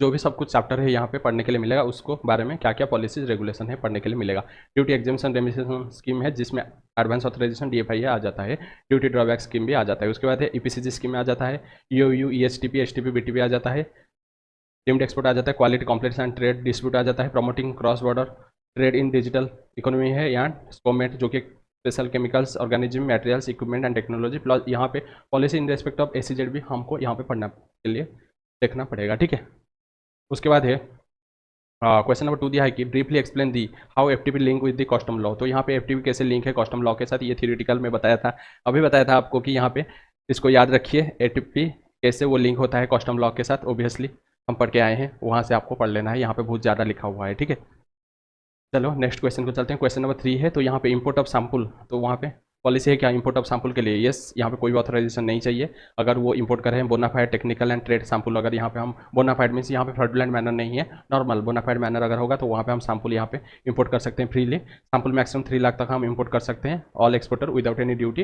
And authorization of import sample required कब होगा, अगर वो वेजिटेबल सीड से या बीज या न्यू ड्रॉक अगर यहाँ पे इंपोर्ट करेगा तो वहाँ पे ऑथराइजेशन चाहिए। एंड टी के टाइम सैम्पल कितना लेंगे, जो भी वैल्यू है 2000 तक CI वैल्यू लिखें, जो भी पावर कॉन्साइनमेंट विदाउट ऑथराइजेशन हम मंगा सकते हैं, उसके बाद लग जाएगा ऑथराइजेशन। ठीक है, यही है। उसके बाद क्वेश्चन नंबर 4 दिया है कि यहाँ पे बहुत ज़्यादा क्वेश्चन है, हमको जल्दी जल्दी खत्म करना है। Monotype trader wants to enter into export contract, वो चाहता है एंटर करने के लिए, it interest to understand the currency denomination while entering into contract with them and seeks your advice as to how it insure the compliance. तो यहाँ पे monotype trader वो चाहता है कि एक्सपोर्ट कॉन्ट्रैक्ट में एंटर करने के लिए वेरियस कस्टमर के साथ, एंड वो चाहता है कि यहाँ पे जो भी करेंसी डिनोमिनेशन क्या लेगा, ठीक है, जो भी कॉन्ट्रैक्ट करेगा, एंड आपका एडवाइस चाहता है, जो भी हम अमेंडमेंट अभी पढ़ के आए हैं कि तो वो अमेंडमेंट को आपको लिखना पड़ेगा। ठीक है, तो यहाँ पे जो भी मोनोटाइप ट्रेडर को डिनोमिनेट लेना पड़ेगा, जो भी फ्रीली कन्वर्टेबल फॉरेन करेंसी या इंडियन रुपीज़ लेना पड़ेगा, बट एक्सपोर्ट प्रोसीड्स के लिए वो रियलाइज होगा फ्रीली कन्वर्टेबल करेंसी में। ठीक है, but export proceeds against specific exports के लिए तो वहाँ पे रियलाइज हो सकता है रुपीज़ में, provided freely convertible vostro account of non resident bank situated, जो भी अदर देन कंट्री, जो भी members of Asian clearing union को छोड़कर, नेपाल भूटान को छोड़कर, एंड वहाँ पे additional ₹1 payment through vostro account must be made against in free foreign exchange by buyer of his non resident account. वही है अमेंडमेंट वाला है, अमेंडमेंट को आपको लिखना पड़ेगा। ठीक है, एंड कैसे वहाँ पे होगा, एक्सपोर्टर जाएगा, उसका जो भी भोस्टर रुपी स्पेशल रुपी भोस्टर अकाउंट में वहाँ पे डिपॉजिट करेगा, तो वहाँ पे वो चला जाएगा रुपीज़ में डिपॉजिट करेगा अगर इंडियन इंपोर्टर है। अगर इंडियन एक्सपोर्टर होगा तो वहाँ पे क्या करेगा, जो भी वो नॉन रेसिडेंट का जो भी अकाउंट में है उससे उसको मिल जाएगा रुपीज़ में। ठीक है, यही दिया है, आपको वहाँ से रेफर करना पड़ेगा जो भी रुपीज़ का। उसके बाद है what do you understand the term foreign trade policy, किसको बोलेंगे, and which is the governing legislation for FTP and which government authorities administer FTP. तो यहाँ पे डीजीएफटी उसको एडमिनिस्टर करता है, एंड यहाँ पे जो गवर्निंग प्रोविजंस है तो आपको वहाँ पे हमारा जो बुक रेफर करना पड़ेगा। ठीक है, बुक रेफर करना पड़ेगा जिससे आपको ईजी रहेगा। तो यहाँ पे लिखना पड़ेगा, इसको लिखना पड़ेगा। ठीक है, इसको लिखना पड़ेगा, उसके बाद इसको भी लिख लीजिए। ठीक है, इसको आप रेफर कर लीजिए, एंड उसके बाद क्या क्या यहाँ पे गवर्निंग रेगुलेशन कौन है, तो गवर्निंग रेगुलेशन ये है। ठीक है, एडमिनिस्ट्रेशन ये वाला, इतना ही लिखना पड़ेगा और कुछ नहीं है। बट अगर देखेंगे बुक में बहुत ज़्यादा है, उसका जो भी लिखा हुआ है यहाँ पे फॉरेन ट्रेड पॉलिसी किसको बोलेंगे ये दिया है, उसके बाद उसका जो भी एम है वो सब लिखा हुआ है। उसके बाद यहाँ पे जो आंसर है ना इसको काट दीजिए, जो अपडेटेड होगा April month of the every year, इसको काट दीजिए, जो कि आपको नहीं लिखना पड़ेगा अभी। ठीक है, इतना ही काट दीजिए, एंड और कुछ काटना पड़ेगा क्या, नहीं है, यही है। एंड यहाँ पे जो भी 5 ईयर के लिए होता है उसको काट दीजिए। ठीक है, 5 ईयर के लिए काट दीजिए, ये दोनों लाइन काट दीजिए। ठीक है, आंसर के अंदर था तो थोड़ा वहाँ पे अपडेट नहीं हो पाया है। ठीक है, यही वाला है। उसके बाद चलो चलते हैं, नेक्स्ट क्वेश्चन है। आपको जो भी मैं बता रहा हूँ उतना आपको पढ़ना पड़ेगा। ठीक है, पढ़ना पड़ेगा और कुछ नहीं है। उसके बाद क्वेश्चन नंबर 6 है, यहाँ पे क्या दिया है कि एक स्टार एक्सपोर्ट हाउस है, वो विशेष कर रहा है इंपोर्ट गुड्स करने के लिए, जो कि exempt from duty under foreign trade policy exempt है, but subject to the fulfilment of the export obligation है। However custom notification giving effect to FTP is yet issued. तो यहाँ पे कस्टम नोटिफिकेशन अभी तक नहीं आया है। Can the export house import the goods claiming exemption from duty under FTP in the absence of custom notification. तो यहाँ पे एक चार एक्सपोर्ट हाउस है, वो जो भी गुड्स यहाँ पे इंपोर्ट कर रहा है वो एग्जेम्प्ट है, ठीक है, फॉरेन ट्रेड पॉलिसी में, बट यहाँ पे fulfilment of the export obligation है एंड उसके रिलेटेड नोटिफिकेशन अभी नहीं आया, इशू नहीं हुआ है, बट नोटिफिकेशन है बट इशू नहीं हुआ है। तो यहाँ पे ये जो एक्सपोर्ट हाउस इंपोर्ट वो इंपोर्ट कर सकता है क्या गुड्स, जब तक वो इशू नहीं किया होगा, जो भी नोटिफिकेशन नहीं कर सकता है, क्योंकि यहाँ पे जब एक्चुअली एग्जेम्पशन आएगा, फॉरेन ट्रेड पॉलिसी एक्सटेंड हो जाएगा एग्जेम्पशन नोटिफिकेशन के थ्रू, तभी जाकर हम यहाँ पे कस्टम में अगर एग्जेम्पशन का नोटिफिकेशन आएगा तभी जाकर हम इशू करेंगे, नोटिफिकेशन के एग्जेम्पशन इशू करेंगे। बट यहाँ पे अभी तक नोटिफिकेशन नहीं आया है तो अभी तक नहीं मिलेगा उसको एग्जेम्पशन। बट यहाँ पे FTP वो ओवरराइड नहीं कर सकता है टैक्स लॉज को, ठीक है। FTP जो भी एग्जेम्पशन है ना वो नोटिफिकेशन के थ्रू प्रोवाइड करता है, बट वो ओवरराइड कभी भी नहीं कर सकता है जो भी एग्जिस्टिंग लॉ जैसे कस्टम एक्साइज को, GST को, वो ओवरराइड नहीं कर सकता है। तो इसलिए FTP में अगर कोई भी एग्जेम्पशन चाहिए तो नोटिफिकेशन आएगा, नोटिफिकेशन जब आएगा एग्जिस्टिंग लॉ में तभी जाकर यहाँ पे एग्जेम्पशन मिल जाएगा, ठीक है। अभी तक नहीं आया है, इशू नहीं हुआ है, तो हम नहीं यहाँ पे एग्जेम्पशन देंगे। उसके बाद है यहाँ पे क्वेश्चन नंबर 7 दिया है कि LM कॉर्पोरेशन एक मर्चेंट एक्सपोर्टर है एंड वो प्रोक्योर कर रहा है order of goods from a customer, USA customer से ऑर्डर कर रहा है, गुड्स का ऑर्डर रिसीव कर रहा है। अप्रोच ST कॉर्पोरेशन को वो अप्रोच कर रहा है कि एक manufacturer for execution of the said order. तो यहाँ पे एक USA का एक कस्टमर है, वो एक ऑर्डर किसके पास आता है, LM कॉर्पोरेशन के पास आ रहा है, बट LM कॉर्पोरेशन यहाँ पे इसको देना था, ऑर्डर आ रहा है, बट LM कॉर्पोरेशन यहाँ पे ST कॉर्पोरेशन को बोल रहा है कि आप मेरे बदले में यहाँ पे एक्सपोर्ट कर दीजिए, ठीक है, मेरे बदले में USA कस्टमर को एक्सपोर्ट कर दीजिए। यहाँ पे वो एग्रीमेंट करता है एंड शिपिंग बिल जो भी होगा, शिपिंग बिल में relating to the consignment bear the name of the LM corporation. तो यहाँ पे जो भी शिपिंग बिल में LM कॉर्पोरेशन का नाम है, शिपिंग बिल में नाम है, and bank realisation certificate BRC, GR declaration या एक्सपोर्ट ऑर्डर एंड इन्वॉइस में उन दोनों का नाम है, LM कॉर्पोरेशन का एंड नाम है उसमें, ठीक है। Comment whether ST corporation would be deemed to be exporter. तो यहाँ पे ST कॉर्पोरेशन को हम एक्सपोर्टर मानेंगे क्या। तो यहाँ पे ये जो भी कॉन्सेप्ट है ये मेरे थर्ड पार्टी एक्सपोर्ट का कॉन्सेप्ट है। तो वहाँ पे होए कि LM कॉर्पोरेशन जो कि थर्ड पार्टी एक्सपोर्टर एंड जो भी रियल एक्सपोर्टर दोनों का वहाँ पे जो भी डॉक्यूमेंट में नाम होना चाहिए, जो कि शिपिंग बिल में होना चाहिए, बैंक रियलाइजेशन सर्टिफिकेट में होना चाहिए एंड आपका GR डिक्लेरेशन में होना चाहिए, एक्सपोर्ट ऑर्डर या इन्वॉइस में होना चाहिए। बट यहाँ पे LM कॉर्पोरेशन जो भी है ये तो यहाँ पे उसका नाम है एंड आपका शिपिंग बिल में भी उसका नाम है LM कॉर्पोरेशन का, ठीक है, LM कॉर्पोरेशन का नाम है। तो यहाँ पे LM कॉर्पोरेशन ये तो थर्ड पार्टी एक्सपोर्टर है, ठीक है। बट यहाँ पे पूछा है कि ST कॉर्पोरेशन यहाँ पे एक्सपोर्टर मानेंगे क्या। ST कॉर्पोरेशन को एक्सपोर्टर मानेंगे अगर उसका नाम अगर वो शिपिंग बिल में अगर होता तो हम मानते, शिपिंग बिल में नाम अगर होता तो वहाँ पे मानते, बट शिपिंग बिल में ओनली LM कॉर्पोरेशन का नाम है, जो कि यहाँ पे ST कॉर्पोरेशन का नाम नहीं है, तो इसलिए हम यहाँ पे उसको एक्सपोर्टर नहीं मानेंगे, ठीक है। LM कॉर्पोरेशन को थर्ड पार्टी एक्सपोर्टर मानेंगे बट रियल जो एक्सपोर्टर नहीं मानेंगे, क्योंकि यहाँ पे शिपिंग बिल में ST कॉर्पोरेशन का नाम नहीं है, तो इसलिए ST कॉर्पोरेशन यहाँ पे ट्रीट नहीं होगा एक्सपोर्टर, ठीक है, एक्सपोर्टर ट्रीट नहीं होगा। उसके बाद क्वेश्चन नंबर 8 को आ जाइए। जिक्सा पजल वो इंपोर्ट करा है इनपुट, उसका CI वैल्यू है 25 लाख है, without payment of duty under advance authorization में ये क्या कर रहा है, पेमेंट नहीं कर रहा है, एडवांस ऑथराइजेशन में ये इनपुट इंपोर्ट कर रहा है, CI वैल्यू है 25 लाख। इनपुट वो सप्लाइड हो रहा है free of cost, valued 5 lakh to meet eventualities of quality issues arising during manufacture. तो यहाँ पे फ्री ऑफ कॉस्ट 5 लाख का यहाँ पे मेनली इनपुट हो रहा है फ्री ऑफ कॉस्ट, तो उसका फेयर वैल्यू लेंगे तो टोटल यहाँ पे कितना लेंगे 25 लाख प्लस 5 लाख यहाँ पे लेंगे, क्योंकि टोटल अगर फ्री ऑफ कॉस्ट होता है तो उसका जो भी नोशनल वैल्यू हमको लेना पड़ेगा एडवांस ऑथराइजेशन में जो भी हम इंपोर्ट करेंगे। उसके बाद on manufacturing the produce are supplied to SEZ unit and realization is in Indian currency through regular current account. तो यहाँ पे ये जो मैन्युफैक्चरिंग है प्रोड्यूसेस वो सप्लाई हो रहा है टू SEZ को सप्लाई हो रहा है एंड जो भी रियलाइजेशन वो इंडियन करेंसी में हो रहा है, ठीक है, इंडियन करेंसी का रेगुलर करंट अकाउंट से हो रहा है। उसके बाद जिक्सा पॉजल wants to know whether it is entitle to advance authorisation scheme के लिए ये एंटाइटल होगा क्या। अगर होगा तो वहाँ पे मिनिमम वैल्यू एडिशन कितना चाहिए, तो 15% मेनली मिनिमम वैल्यू एडिशन होना चाहिए, 15% वैल्यू एडिशन होना चाहिए। And you are required to compute the FOR value of the supply to SEZ। तो यहाँ पे FOR वैल्यू आपको कंप्यूट करना पड़ेगा। इसके साथ हम अगर 15% मल्टीप्लाई करेंगे तो एडिशन करेंगे मल्टीप्लाई करके तो यहाँ पे उसका वैल्यू कैलकुलेशन हो जाएगा, FOR वैल्यू कैलकुलेशन हो जाएगा। तो FOR वैल्यू कितना होगा, तो ये है आपका CI वैल्यू यहाँ पे CI वैल्यू मल्टीप्लाई हो जाएगा 100 15%, तो यहाँ पे CI वैल्यू है 30 लाख, उसके साथ 100 15%, तो यहाँ पे टोटल होगा कितना 30, तो यहाँ पे 34.5 लाख यहाँ पे आ जाएगा, FOR वैल्यू हो जाएगा यहाँ पे, ठीक है। उसके बाद है जिक्सा पजल वो मैन्युफैक्चर कर रहा है एंड सप्लाई कर रहा है goods against EPCG authorisation to their customer. तो यहाँ पे जिक्सा पजल वो मैन्युफैक्चरिंग कर रहा है एंड सप्लाई कर रहा है goods against EPCG authorisation to their customer को। उसके बाद जिक्सा corporation who are setting off a new unit for export, तो यहाँ पे जिक्सा कॉर्पोरेशन वो सेटिंग ऑफ करना चाहता है एक न्यू यूनिट फॉर एक्सपोर्ट के लिए, and the payment for such supply is received in Indian currency, तो जो पेमेंट हो रहा है वो रिसीव करा है इंडियन करेंसी में। कैन एडवांस ऑथराइजेशन डिनाइड हो सकता है कि पेमेंट वो रिसीव नहीं हो रहा है फ्री फॉरेन एक्सचेंज में, यस यहाँ पे डिनाई हो सकता है, क्योंकि जो भी एडवांस ऑथराइजेशन के लिए जो भी पेमेंट वो रिसीव करना चाहिए free foreign convertible foreign exchange में वो रिसीव करना चाहिए, बट वो इंडियन करेंसी में जो रिसीव हो रहा है वहाँ पे एडवांस ऑथराइजेशन डिनाई हो सकता है। तो यहाँ पे मेनली वैल्यू एडिशन 15% चाहिए, एंड यहाँ पे जो भी होगा 34.5 लाख हो जाएगा। उसके बाद जिक्सा पजल्स not eligible for advance authorisation, क्योंकि वो पेमेंट फ्रॉम SEZ वो नॉट रियलाइज नहीं हो रहा है फॉरेन करेंसी अकाउंट में, वो रियलाइज नहीं हो रहा है, यहाँ पे लिखा हुआ है कि इंडियन करेंट अकाउंट में वो रियलाइज हो रहा है, तो इसलिए वो एलिजिबल नहीं होगा एडवांस ऑथराइजेशन के लिए। उसके बाद supply of goods to against EPCG authorization is deemed export मानेंगे उसको, एंड एलिजिबल हो जाएगा एडवांस ऑथराइजेशन के लिए, बट एडवांस ऑथराइजेशन वो इशू होगा ओनली जहाँ पे payment of such deemed export वो रियलाइज होगा फ्री फॉरेन एक्सचेंज में, तभी मिलेगा, यहाँ पे एडवांस ऑथराइजेशन नहीं मिलेगा, ठीक है। उसके बाद क्वेश्चन नंबर 9 को आ जाइए। Answer the following question with reference to the provision of the foreign trade policy, answer दीजिए। तो यहाँ फ्लिंटेक्स मैन्युफैक्चरर वो मैन्युफैक्चरिंग कर रहा है goods by using the imported inputs and supplies are same under aid program of United Nation का aid program के तहत ये सप्लाई कर रहा है।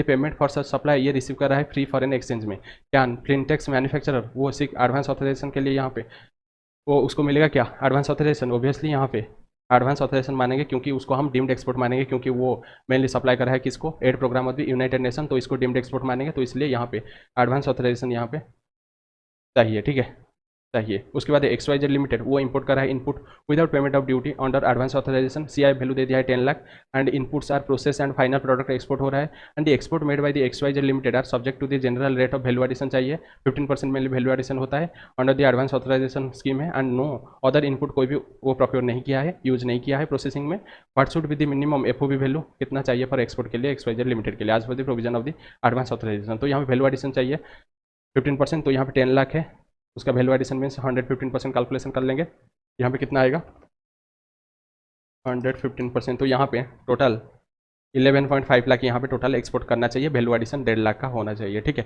Value addition 1.5 lakh means total FOB value वो चाहिए 11,50,000, ठीक है, 15% वैल्यू एडिशन चाहिए।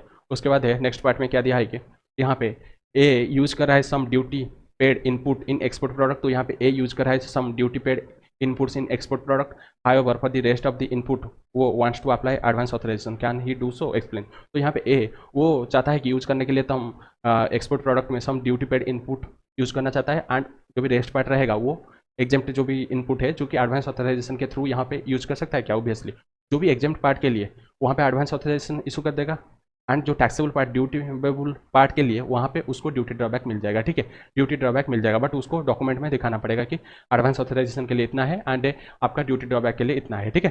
तो यहाँ पे जो भी ड्यूटी फ्री पार्ट के लिए एंड ड्यूटी पेड के लिए यहाँ पे बोथ के लिए advance authorisation and duty drawback available हो जाएगा, ठीक है, ड्रॉबैक अवेलेबल हो जाएगा जो भी ड्यूटी पेड मटेरियल के ऊपर, ठीक है।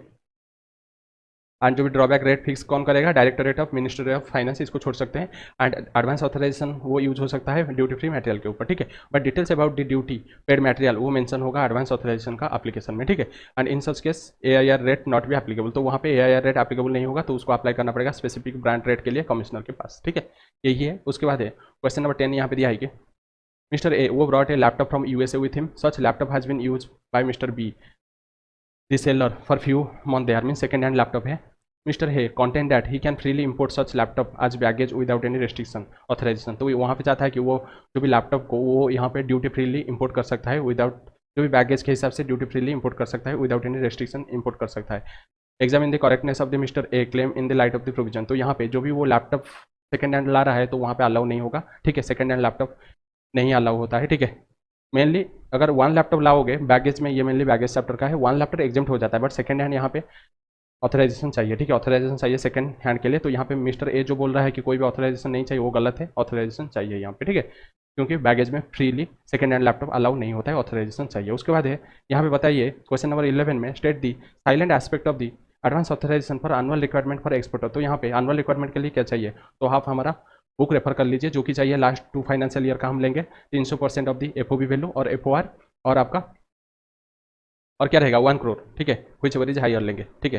तो यहाँ पे 300% ऑफ दी जो भी FOB वैल्यू और FOR टीम एक्सपोर्ट के टाइम FOR लेते हैं और 1 crore whichever is higher लेंगे, उतना तक एनुअल रिक्वायरमेंट रहता है फॉर एनुअल एडवांस ऑथराइजेशन के लिए। उसके बाद है क्वेश्चन नंबर 12 है what are the key feature of advance authorisation scheme, enlist the item which be and which can not be imported against advance authorization. तो यहाँ पे एडवांस ऑथराइजेशन का जो भी थ्योरी नोट वहीं से रेफर कर लीजिए, जहाँ पे एडवांस ऑथराइजेशन चाहिए। पहले एडवांस ऑथराइजेशन किसको बोलते हैं, उसका फीचर क्या है, किसको बोलते हैं, फीचर क्या है, उसके बाद किस आइटम हम मंगा सकते हैं एंड कौन सा आइटम हम मंगा नहीं सकते हैं एडवांस ऑथराइजेशन के थ्रू। तो उसको हमारा नोट से आप देख लेना, यहाँ पे बहुत ज़्यादा लिखा हुआ है, ठीक है। उसके बाद क्वेश्चन नंबर 13 यहाँ पे दिया है कि नीरव साहा वो यूज़ कर रहा है some duty paid input for manufacturing of export product. तो यहाँ पे नीरव साहा वो यूज़ कर रहा है some duty paid input for manufacturing of export product. However for the rest of the input he wants to apply advance authorisation duty free, जो भी rest of the export के लिए वहाँ पे वो ड्यूटी फ्री मटेरियल यूज़ करना चाहता है। Can he do so, obviously अभी देख के आए हैं। ड्यूटी पेड के लिए यहाँ पे ड्यूटी ड्रॉबैक मिल जाएगा एंड ड्यूटी फ्री के लिए एडवांस ऑथराइजेशन उसको मिल जाएगा, ठीक है। दोनों के लिए यहाँ पे मिल जाएगा, बट उसको एडवांस ऑथराइजेशन का एप्लीकेशन में यहाँ पे जो भी ड्यूटी पेड मटेरियल का डिटेल्स भरना पड़ेगा। उसके बाद क्वेश्चन नंबर 14 दिया है कि answer the following questions with reference to the provision of the foreign trade policy. बताइए वेस्ट्रोन लिमिटेड वो मैन्युफैक्चरर ऑफ गुड्स है एंड वो यूज कर रहा है इंपोर्टेड इनपुट एंड सप्लाई कर रहा है same under aid program of United Nation, ठीक है। ये यहाँ पे मेनली वेस्ट्रोन लिमिटेड वो मैन्युफैक्चरिंग ऑफ गुड्स है एंड वो यूज कर रहा है इंपोर्टेड इनपुट एंड वो उसको सप्लाई कर रहा है same under aid program of the United Nation and the payment for such supply वो रिसीव कर रहा है फ्री फॉरेन एक्सचेंज में वो रिसीव कर रहा है। Can Vestron manufacturer seek advance authorisation in respect to the supplies made by it. ये क्वेश्चन सेम है, यहाँ पे चाहिए एडवांस ऑथराइजेशन, क्योंकि यहाँ पे जो यूनाइटेड नेशन का एड प्रोग्राम के तहत जो भी सप्लाई कर रहा है उसको डीम्ड एक्सपोर्ट मानेंगे, तो इसलिए एडवांस ऑथराइजेशन चाहिए, ठीक है। उसके बाद क्वेश्चन नंबर 15 यहाँ पे दिया है कि what are the salient features of duty free import authorization DFI है and what is the duties exempted under this scheme. ये भी नोट से आप रेफर कर लेना है, पूरा प्योरली थ्योरेटिकल क्वेश्चन है, यहाँ पे बहुत ज़्यादा लिखा है, आप नोट्स से अगर रेफर करें तो वहाँ पे आपको कम याद रखना पड़ेगा, ठीक है। उसके बाद क्वेश्चन नंबर 16 यहाँ पे दिया है कि यहाँ पे बताइए similarities and difference between advance authorisation and DFI है, ठीक है। एडवांस ऑथराइजेशन एंड DFI का सिमिलरिटीज बताइए एंड डिफरेंस बताइए। मेरे हिसाब से ये क्वेश्चन आप याद रख लीजिए, अगर एडवांस ऑथराइजेशन के रिलेटेड कोई भी क्वेश्चन आएगा, फीचर आएगा, यहाँ से लिख सकते हैं, या DFI के रिलेटेड कोई भी क्वेश्चन आएगा ये लिख सकते हैं एंड ये डिफरेंस क्वेश्चन मैक्सिमम आता है, तो इसको याद रख लीजिए। तो ये दोनों का सिमिलरिटीज क्या है, both DFI advance authorisation scheme वो import of input oil and catalyst are required for export आप फॉर्मेटेड कर सकते हैं without payment of custom duty. तो यहाँ पे ये दोनों में सिमिलरिटीज है कि यहाँ पे इंपोर्ट कर सकते हैं input oil catalyst without payment of duty, आप यहाँ पे इंपोर्ट कर सकते हैं। बट डिफरेंस क्या है, तो डिफरेंस है कि एडवांस ऑथराइजेशन में वो ट्रांसफरेबल नहीं है, बट DFI है ट्रांसफरेबल है after fulfilment of the export obligation. उसके बाद एडवांस ऑथराइजेशन में वैल्यू एडिशन 15%, बट DFI में वैल्यू एडिशन 20% है। उसके बाद एडवांस ऑथराइजेशन ये जेम्स एंड ज्वेलरी के ऊपर लगता है, बट ये DFI में नहीं लगता है। उसके बाद DFI के लिए CN चाहिए, बट एडवांस ऑथराइजेशन के लिए CN मेनली नहीं चाहिए। उसके बाद IGST एग्जेम्प्ट हो जाता है एडवांस ऑथराइजेशन के लिए, बट DFI के लिए IGST GST कॉम्पेंसेशन से एग्जेम्प्ट नहीं होता है, ठीक है। उसके बाद क्वेश्चन नंबर 17 को चलते हैं। तो यहाँ पे क्या दिया है, to exporter namely red sky private limited and black knight private limited है एंड वो अचीव कर रहे हैं status holder 1 star export house है उनके पास करंट फाइनेंशियल ईयर में, एंड बोथ दी एक्सपोर्टर वो रेगुलरली एक्सपोर्ट कर रहे हैं goods other than gems and jewellery every year वो एक्सपोर्ट कर रहे हैं। And what should be the minimum export performance of the to exporter to achieve such status. तो यहाँ पे मिनिमम एक्सपोर्ट परफॉर्मेंस क्या है टू अचीव दिज स्टाटस के लिए क्या रहेगा, मिनिमम रिक्वायरमेंट, ठीक है, minimum requirement. And both the exporter वो चाहते हैं कि एक्सपोर्ट वेयर हाउस बनाने के लिए, तो वहाँ पे क्या रहेगा उसके लिए गाइडलाइन है। And what should be their export turnover to enable them establish export warehouse. तो एक्सपोर्ट वेयर हाउस के लिए उनको चाहिए 2 स्टार एबव वाला चाहिए, ठीक है, 2 स्टार या एबव वाला चाहिए स्टाटस होल्डर, ठीक है, 2 स्टार और एबव वाला चाहिए, 2 स्टार और एबव वाला चाहिए। उसके लिए टर्नओवर कितना होगा, ठीक है, टर्नओवर कितना चाहिए, बोलो बोलो बोलो। एंड यहाँ पे टर्नओवर आपका आ जाएगा 2 स्टार एक्सपोर्ट हाउस के लिए यहाँ पे 15 मिलियन आ जाएगा, $15 मिलियन आ जाएगा, तो यहाँ पे $15 मिलियन चाहिए। बट यहाँ पे आप बताइए $15 मिलियन यहाँ पे, एंड यहाँ पे स्टाटस होल्डर मेनली उसके बारे में आपको लिख लेना है, स्टाटस होल्डर जो भी हम नोट्स में लिखे हैं। तो यहाँ पे मिनिमम 1 स्टार के लिए आपको $3 मिलियन चाहिए, ठीक है। एंड यहाँ पे FOB वैल्यू लिखे हैं, एंड यहाँ पे preceding 3 year plus current year का लेंगे, ये जो एक्सपोर्ट परफॉर्मेंस देखेंगे। तो यहाँ पे export performance of red sky and black night would at least 3 million चाहिए, प्रीवियस 3 ईयर करंट ईयर में चाहिए 3 मिलियन मिनिमम चाहिए फॉर एक्सपोर्ट परफॉर्मेंस को स्टाटस होल्डर लगने के लिए, ठीक है। एंड अगर वो जेम्स एंड ज्वेलरी है, ठीक है, for granting of status minimum 2 year चाहिए, एंड जेम्स एंड ज्वेलरी के लिए वहाँ पे 2 preceding year and 1 current year का चल जाएगा। बट यहाँ पे स्टाटस होल्डर के लिए मिनिमम 2 ईयर का चाहिए, ठीक है। एंड यहाँ पे 2 स्टार के लिए क्या चाहिए, एक्सपोर्ट वेयर हाउस के लिए 2 स्टार चाहिए, तो यहाँ पे मिनिमम 15 मिलियन चाहिए, यहाँ पे एक्सपोर्ट टर्नओवर 15 मिलियन चाहिए, ठीक है, सिंपल है।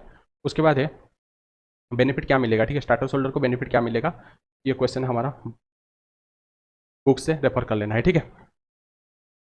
उसके बाद क्वेश्चन नंबर 19, हम यहाँ पे mainly case study based question and जो भी आपका प्रैक्टिकल क्वेश्चन है वहाँ पे हम ध्यान देंगे, क्योंकि प्रैक्टिकल क्वेश्चन भी इसमें है। From the following identify correct category of grant of starter certificate, ऐसे क्वेश्चन कोई भी नहीं करता है क्लास में, ठीक है, ऐसे टाइप का क्वेश्चन। तो यहाँ पे टाइप ऑफ एक्सपोर्ट दे दिया है, करंट ईयर का दे दिया है from April to October, previous year 1 का, प्रीवियस ईयर 2 का दे दिया है। Export of goods without weightage, weightage नहीं है, नॉर्मल दे दिया है, डॉलर में दिया है 1,25,000, 11,00,000, 5,80,000। उसके बाद export of services without weightage है 1,55,000 है, 4,20,000 एंड 3,95,000, ये डॉलर में दिया है। बट यहाँ पे एफओआर वैल्यू जो भी दिया है डीम्ड एक्सपोर्ट का 50 लाख है, 1,25,00,000 है। तो यहाँ पे कन्वर्ट करने के लिए एक्सचेंज रेट दे दिया है सीबीएसई का 1 अप्रैल 2021 का, 1 अप्रैल 2022 का, 1 अप्रैल 2023 का दे दिया है 55, 58, 60 दे दिया है। तो हम यहाँ पे देखना पड़ेगा कि क्या दिया है, यहाँ पे स्टाटस देखना पड़ेगा, ठीक है, स्टाटस सर्टिफिकेट देखना पड़ेगा, एक्स लिमिटेड का स्टाटस सर्टिफिकेट देखना पड़ेगा। तो यहाँ पे हमको चाहिए मिलियन में, बट यहाँ पे मिलियन वाला दिया है, डॉलर का दिया है, बट यहाँ पे रुपीज़ में दिया है, हमको यहाँ पे कन्वर्ट करना पड़ेगा, इसमें आपको डॉलर में कन्वर्ट करना पड़ेगा, उसीलिए यहाँ पे दे दिया है उसका जो भी कन्वर्जन रेट दे दिया है। तो हम इसके साथ डिवाइड कर देंगे, तो डिवाइड करेंगे तो पता चल जाएगा। तो यहाँ पे डिवाइड कितना करेंगे, 50 लाख के साथ, ये 2023 का करंट ईयर है, तो इसलिए यहाँ पे हम 60 यहाँ पे डिवाइड करेंगे, ठीक है, एंड यहाँ पे 58 डिवाइड करेंगे, एंड यहाँ पे डिवाइड करेंगे 55 डिवाइड करेंगे। तो डिवाइड करने के बाद कितना होगा, एंड ये दोनों को मिला देंगे, सब मिला देंगे, टोटल कर देंगे, पता चलेगा कि कितना मिलियन उसके पास है, ठीक है। तो यहाँ पे 50 लाख के ऊपर, 50 लाख के ऊपर हम यहाँ पे डिवाइड कर लेंगे, 50 लाख के ऊपर डिवाइड कर देंगे 60, तो यहाँ पे आ जाएगा 83, इसके लिए है 83,333.33 आ जाएगा, ठीक है। तो टोटल कर देंगे ये दोनों प्लस इसको, तो पता चल जाएगा करंट ईयर में टोटल कितना है उसका। तो यहाँ पे आ जाएगा 1,25,000, 1,55,000, तो टोटल आ रहा है 3,63,333 पॉइंट, इतना रखते हैं, ठीक है, इतना रखते हैं हम। यहाँ पे फ्रैक्शन को इग्नोर करते हैं, ओनली हम ये वाला लिखेंगे, मल्टीपल वाला 1 देखेंगे। उसके बाद है 1,25,00,000 के साथ हम 58 डिवाइड करेंगे, 1,25,00,000 के साथ हम 58 डिवाइड करेंगे, तो यहाँ पे आ रहा है, 2,15,517, इसको टोटल करेंगे इसके साथ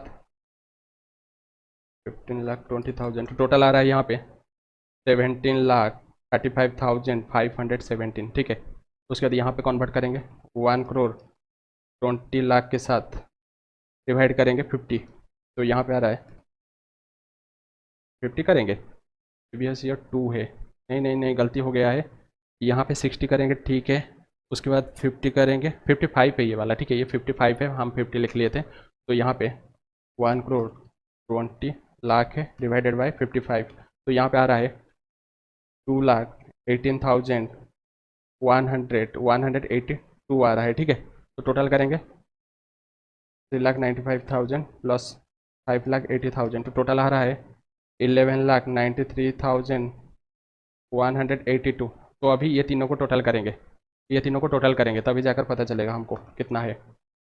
तो यहाँ पे 3,63,333 है, उसके बाद है 17,35,517 है, उसके बाद 11,93,182 है।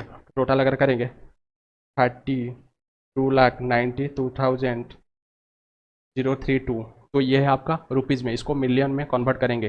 तो मिलियन में कन्वर्ट करने के लिए हम यहाँ पे डिवाइड करेंगे 10 लाख, क्योंकि 1 मिलियन आपका रहता है 10 लाख, तो 1 मिलियन 10 लाख जब हम डिवाइड करेंगे तो हमारा आ जाएगा मिलियन में, डॉलर आ जाएगा। तो 10 लाख डिवाइड करते हैं तो ये आ रहा है 3.292032, जो कि 3 मिलियन से ज़्यादा है, 3 मिलियन से ज़्यादा है, तो इसलिए यहाँ पे वो एलिजिबल हो जाएगा, 1 स्टार एक्सपोर्ट सर्टिफिकेट के लिए एलिजिबल हो जाएगा, ठीक है।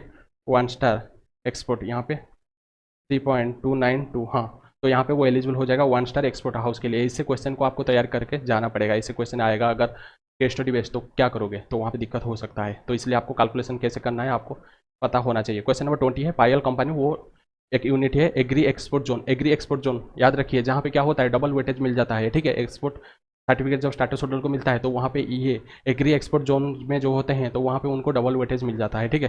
एंड वो एक्सपोर्ट कर रहा है मशीनरीज, वो 30 लाख यहाँ पे वो एक्सपोर्ट कर रहे हैं machineries, on an average 30 lakh for annum कर रहे हैं during last 3 year and in the current year. तो यहाँ पे वो टोटल ड्यूरिंग 3 ईयर प्लस यहाँ पे करंट ईयर, तो टोटल 4 ईयर में 30 लाख करके यहाँ पे वो एक्सपोर्ट कर रहे हैं 4 ईयर में, तो टोटल है 120 लाख यहाँ पे एक्सपोर्ट कर रहे हैं, ठीक है, 120 लाख, जो कि अगर देखें कितना मिलियन है, अगर इसके साथ हम 10 लाख डिवाइड करेंगे तो यहाँ पे 12 मिलियन यहाँ पे वो मेनली एक्सपोर्ट कर रहे हैं 12 मिलियन है, जो कि यहाँ पे 1 स्टार एक्सपोर्ट हाउस के लिए वो एलिजिबल हो जाएंगे, ठीक है। 1 स्टार एक्सपोर्ट हाउस के लिए एलिजिबल हो जाएगा, ठीक है। आगे चलते हैं। If he wants to export certain goods export promotion on free of cost basis which were worth 25 lakh है, तो यहाँ पे वो अगर चाहते हैं एक्सपोर्ट प्रमोशन करने के लिए, ठीक है, फ्री ऑफ कॉस्ट एक्सपोर्ट करने के लिए, free of cost export promotion करने के लिए, तो वो कर सकते हैं क्या? हाँ कर सकते हैं। कितना तक कर सकते हैं? तो वो कर सकते हैं आपका 2% ऑफ दी जो भी एफओबी वैल्यू और आपका 1 crore whichever is low, तब तक वो यहाँ पे फ्री में प्रमोशन के लिए फ्री ऑफ कॉस्ट एक्सपोर्ट कर सकते हैं। उसको कैलकुलेशन करेंगे एंड यहाँ पे और $US कितना है यहाँ पे 50 रुपीज़ है। एग्जामिन वेदर पायल कंपनी वो एक्सपोर्ट कर सकते हैं क्या? Export promotion free of cost basis आज ए प्रपोज कर सकता है क्या?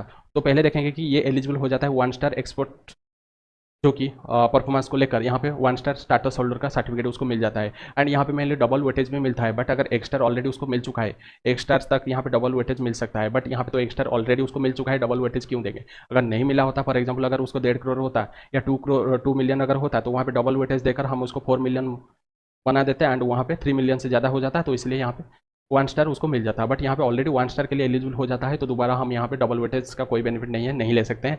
एंड अगर मिल चुका है तो क्यों लेंगे? एंड 2 स्टार के लिए नहीं अवेलेबल नहीं होगा, ओनली 1 स्टार के लिए हम यहाँ पे डबल वेटेज यूज कर सकते हैं। तो यहाँ पे 1 स्टार के लिए हो गया है एलिजिबल। तो 1 स्टार जब एलिजिबल हो जाएगा तो वहाँ पे प्रमोशन में कितना दे सकता है? तो प्रमोशन में वो 2% ऑफ द एफओबी वैल्यू दे सकता है। 2% of FOB value free of cost FOB है और 1 crore whichever is lower. तो यहाँ पे 2% किसका होगा? 30 लाख एंड उसको हमको कन्वर्ट करना पड़ेगा जो भी रुपीज़ में, तो टोटल यहाँ पे 50 कन्वर्जन में, तो यहाँ पे आ जाएगा 2% कितना होगा? यहाँ पे 30 लाख मल्टीप्लाई हो जाएगा 50, तो यहाँ पे आ जाएगा 1500। 2% ऑफ 1500 लाख है, उसका 2% है, तो यहाँ पे आ जाएगा, तो ये आ जाएगा 30 लाख। 30 लाख और 1 करोड़, 30 लाख और 1 करोड़ जो भी लिमिट है यहाँ पे विच एवर इज लोअर। तो यहाँ पे लोअर कौन सा होगा? तो लोअर होगा ऑब्वियसली 30 लाख होगा, तो यहाँ पे 30 लाख तक यहाँ पे वो इंपोर्ट कर सकता है, मीन्स एक्सपोर्ट कर सकता है एक्सपोर्ट प्रमोशन के लिए फ्री ऑफ कॉस्ट में। तो यहाँ पे वो 25 लाख चाहता है एक्सपोर्ट करने के लिए, ऑब्वियसली वो कर पाएगा, कोई भी दिक्कत नहीं होगा, ठीक है, कोई भी दिक्कत नहीं होगा, कर सकता है। ऐसे क्वेश्चन आपको प्रैक्टिस करना पड़ेगा जिससे आपका प्रैक्टिकल स्ट्रॉन्ग होगा एफटीपी के लिए, ठीक है। इतना क्वेश्चन प्रैक्टिस कर लीजिए और कुछ नहीं करना पड़ेगा। क्वेश्चन नंबर 21 दिया है कि तरुण प्राइवेट लिमिटेड वो एक मैन्युफैक्चरर है एंड वो चाहता है कि कैपिटल गुड्स इंपोर्ट करने के लिए एंड सिक्योरिटी कंडीशन में, ठीक है, from foreign countries and assemble the same in India, and उसको असेंबल करना चाहता है इंडिया में। The import of capital goods will be under the project import, तो यहाँ पे जो भी इंपोर्टर है वो प्रोजेक्ट इंपोर्ट के अंदर है and capital goods will be use for pre production process में कैपिटल गुड्स यूज करेगा। उसके बाद फाइनल जो भी प्रोडक्ट होगा वो उसको सप्लाई करेगा एसीजेड को, ठीक है, चलेगा। एंड तरुण प्राइवेट लिमिटेड उससे सेल करने के लिए चाहता है कि कैपिटल गुड्स जब इंपोर्ट जब production process pre production process खत्म होने के बाद जब प्रोडक्शन प्रोसेस स्टार्ट होगा तो वो कैपिटल गुड्स को चाहता है सेल करने के लिए।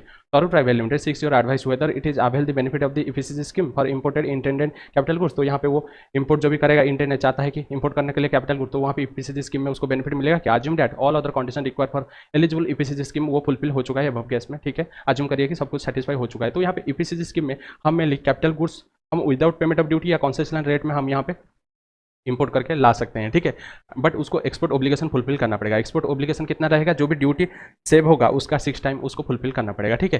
तो ड्यूटी सेव कैसे कैलकुलेशन करेंगे? जो भी इफेक्टिव ड्यूटी है उसमें से लेस कर देंगे कंसेशनल ड्यूटी। फॉर एग्जाम्पल यहाँ पे इफेक्टिव डेट है 12% है एंड कंसेशनल रेट है 6%, तो लेस करने के बाद जो भी ड्यूटी सेव है 4% मल्टीप्लाई हो जाएगा 6 टाइम, तो यहाँ पे 24% जो भी रहेगा कैपिटल गुड्स का उतना जो भी उसको फुलफिल करना पड़ेगा 6 ईयर के अंदर, या पहले से भी वो फुलफिल कर सकता है, ठीक है, तो वो फुलफिल करना पड़ेगा। उसके बाद एक्सपोर्ट ऑब्लिगेशन मीन्स जो भी ऑब्लिगेशन है एक्सपोर्ट उसको करना पड़ेगा, ठीक है, एक्सपोर्ट करना पड़ेगा।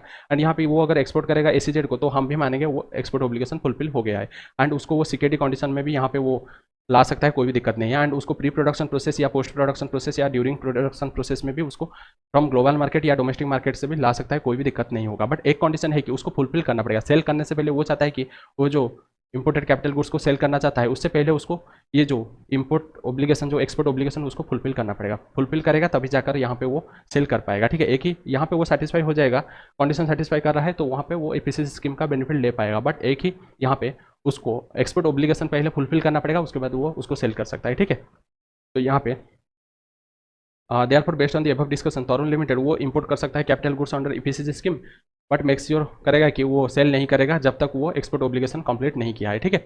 उसके बाद है क्वेश्चन नंबर 22, यहाँ पे दिया है कि एक्स लिमिटेड वो इंपोर्ट कर रहा है एक मशीन यूएसए से अंडर यूपीसीसी स्कीम में, वो क्या कर रहा है? वो इंपोर्ट कर रहा है, जीरो कस्टम ड्यूटी, कोई भी यहाँ पे कस्टम ड्यूटी नहीं दे रहा है 2023-24 में हर प्रोडक्शन ऑफ प्रोडक्ट पी के लिए, ठीक है। तो यहाँ पे ड्यूटी सेव कितना कर रहा है? अदरवाइज मेनली पेबल होता है। 20 लाख ड्यूटी सेव कर रहा है, मीन्स नहीं दे रहा है कस्टम ड्यूटी। अगर नहीं यहाँ पे लगता है ईपीसीसी स्कीम तो उसको 20 लाख देना पड़ता। फाइंड स्पेसिफिक एक्सपोर्ट ओब्लिगेशन क्या रहेगा, एवरेज एक्सपोर्ट ओब्लिगेशन क्या रहेगा, ठीक है। एक्सपोर्ट ऑफ फिनिश गुड्स पी in the 5 licensing year are as follow. तो एक्सपोर्ट दिया है, इतना किया है पर्टिकुलर से 22-23 में 80 लाख किया है, FOB value of the export है रुपीज़ में दिया है। 21-22 में 72 लाख है, 2021 में 45 लाख है, 21-22 में 50 लाख है, 2021 में 25 लाख है। तो यहाँ पे हम पहले दो चीज़ यहाँ पे कैलकुलेशन करेंगे, एक है स्पेसिफिक एक्सपोर्ट ओब्लिगेशन क्या रहेगा, एवरेज एक्सपोर्ट ओब्लिगेशन क्या रहेगा।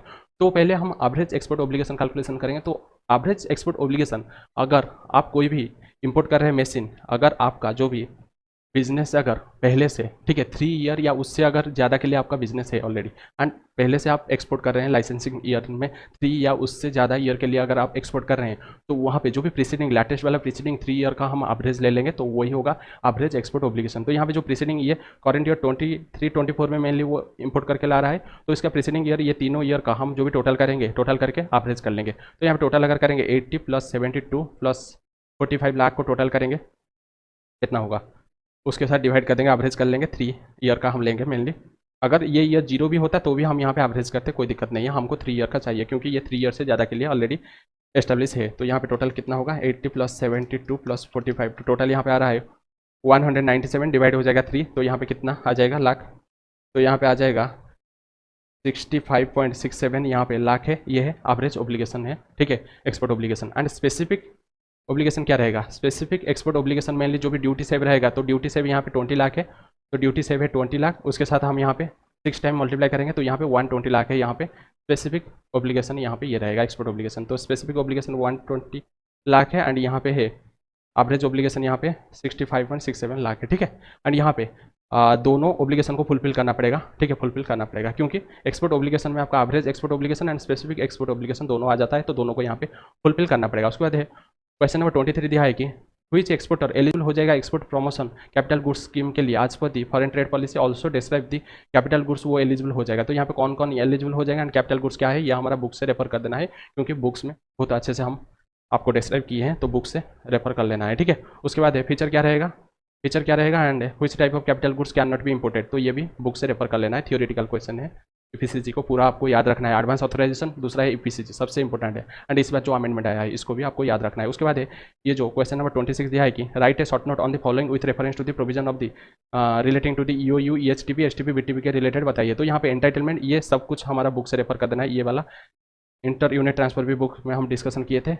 Cell of unutilized material अभी थोड़ा हम डिस्कशन कर लेंगे इसको, एंड ये एग्जिट फ्रॉम ईओयू स्कीम ये भी बुक से आपको रेफर करना है। ओनली ये सेल वाला ऑन यूटिलाइज मटेरियल थोड़ा डाउट हो रहा है, फिर भी हम डिस्कशन कर लेते हैं, ठीक है, ये वाला पॉइंट डिस्कशन कर लेते हैं। तो जब ऑन यूटिलाइज जो भी यूनिट, अगर आप ऑन यूटिलाइज जो भी हम इंपोर्ट करके ला रहे हैं, अगर कोई भी ऑन यूटिलाइज मटेरियल रहता है तो वहाँ पे उसको क्या करना पड़ेगा, उसको ट्रांसफर कर सकते हैं, अदर यूनिट को ट्रांसफर कर सकते हैं या डिस्पोजल कर सकते हैं या उसको एक्सपोर्ट कर सकते हैं। अगर डिस्पोजल करेंगे, ठीक है, अगर अदर यूनिट को ट्रांसफर करेंगे तो वहाँ पे जो भी यूनिट रिसीव करेगा उसको मानेंगे। फॉर एग्जाम्पल यहाँ पे हम टोटल मटेरियल था 100 यूनिट, अगर उसमें से 20 यूनिट बच जाता है, अनयूटिलाइज है, तो उसको क्या करना पड़ेगा, तो पहले तो हम ट्रांसफर कर सकते हैं अदर ईओयू को, अदर यूनिट को ट्रांसफर कर सकते हैं या उसको डिस्पोज ऑफ कर देते हैं, ठीक है।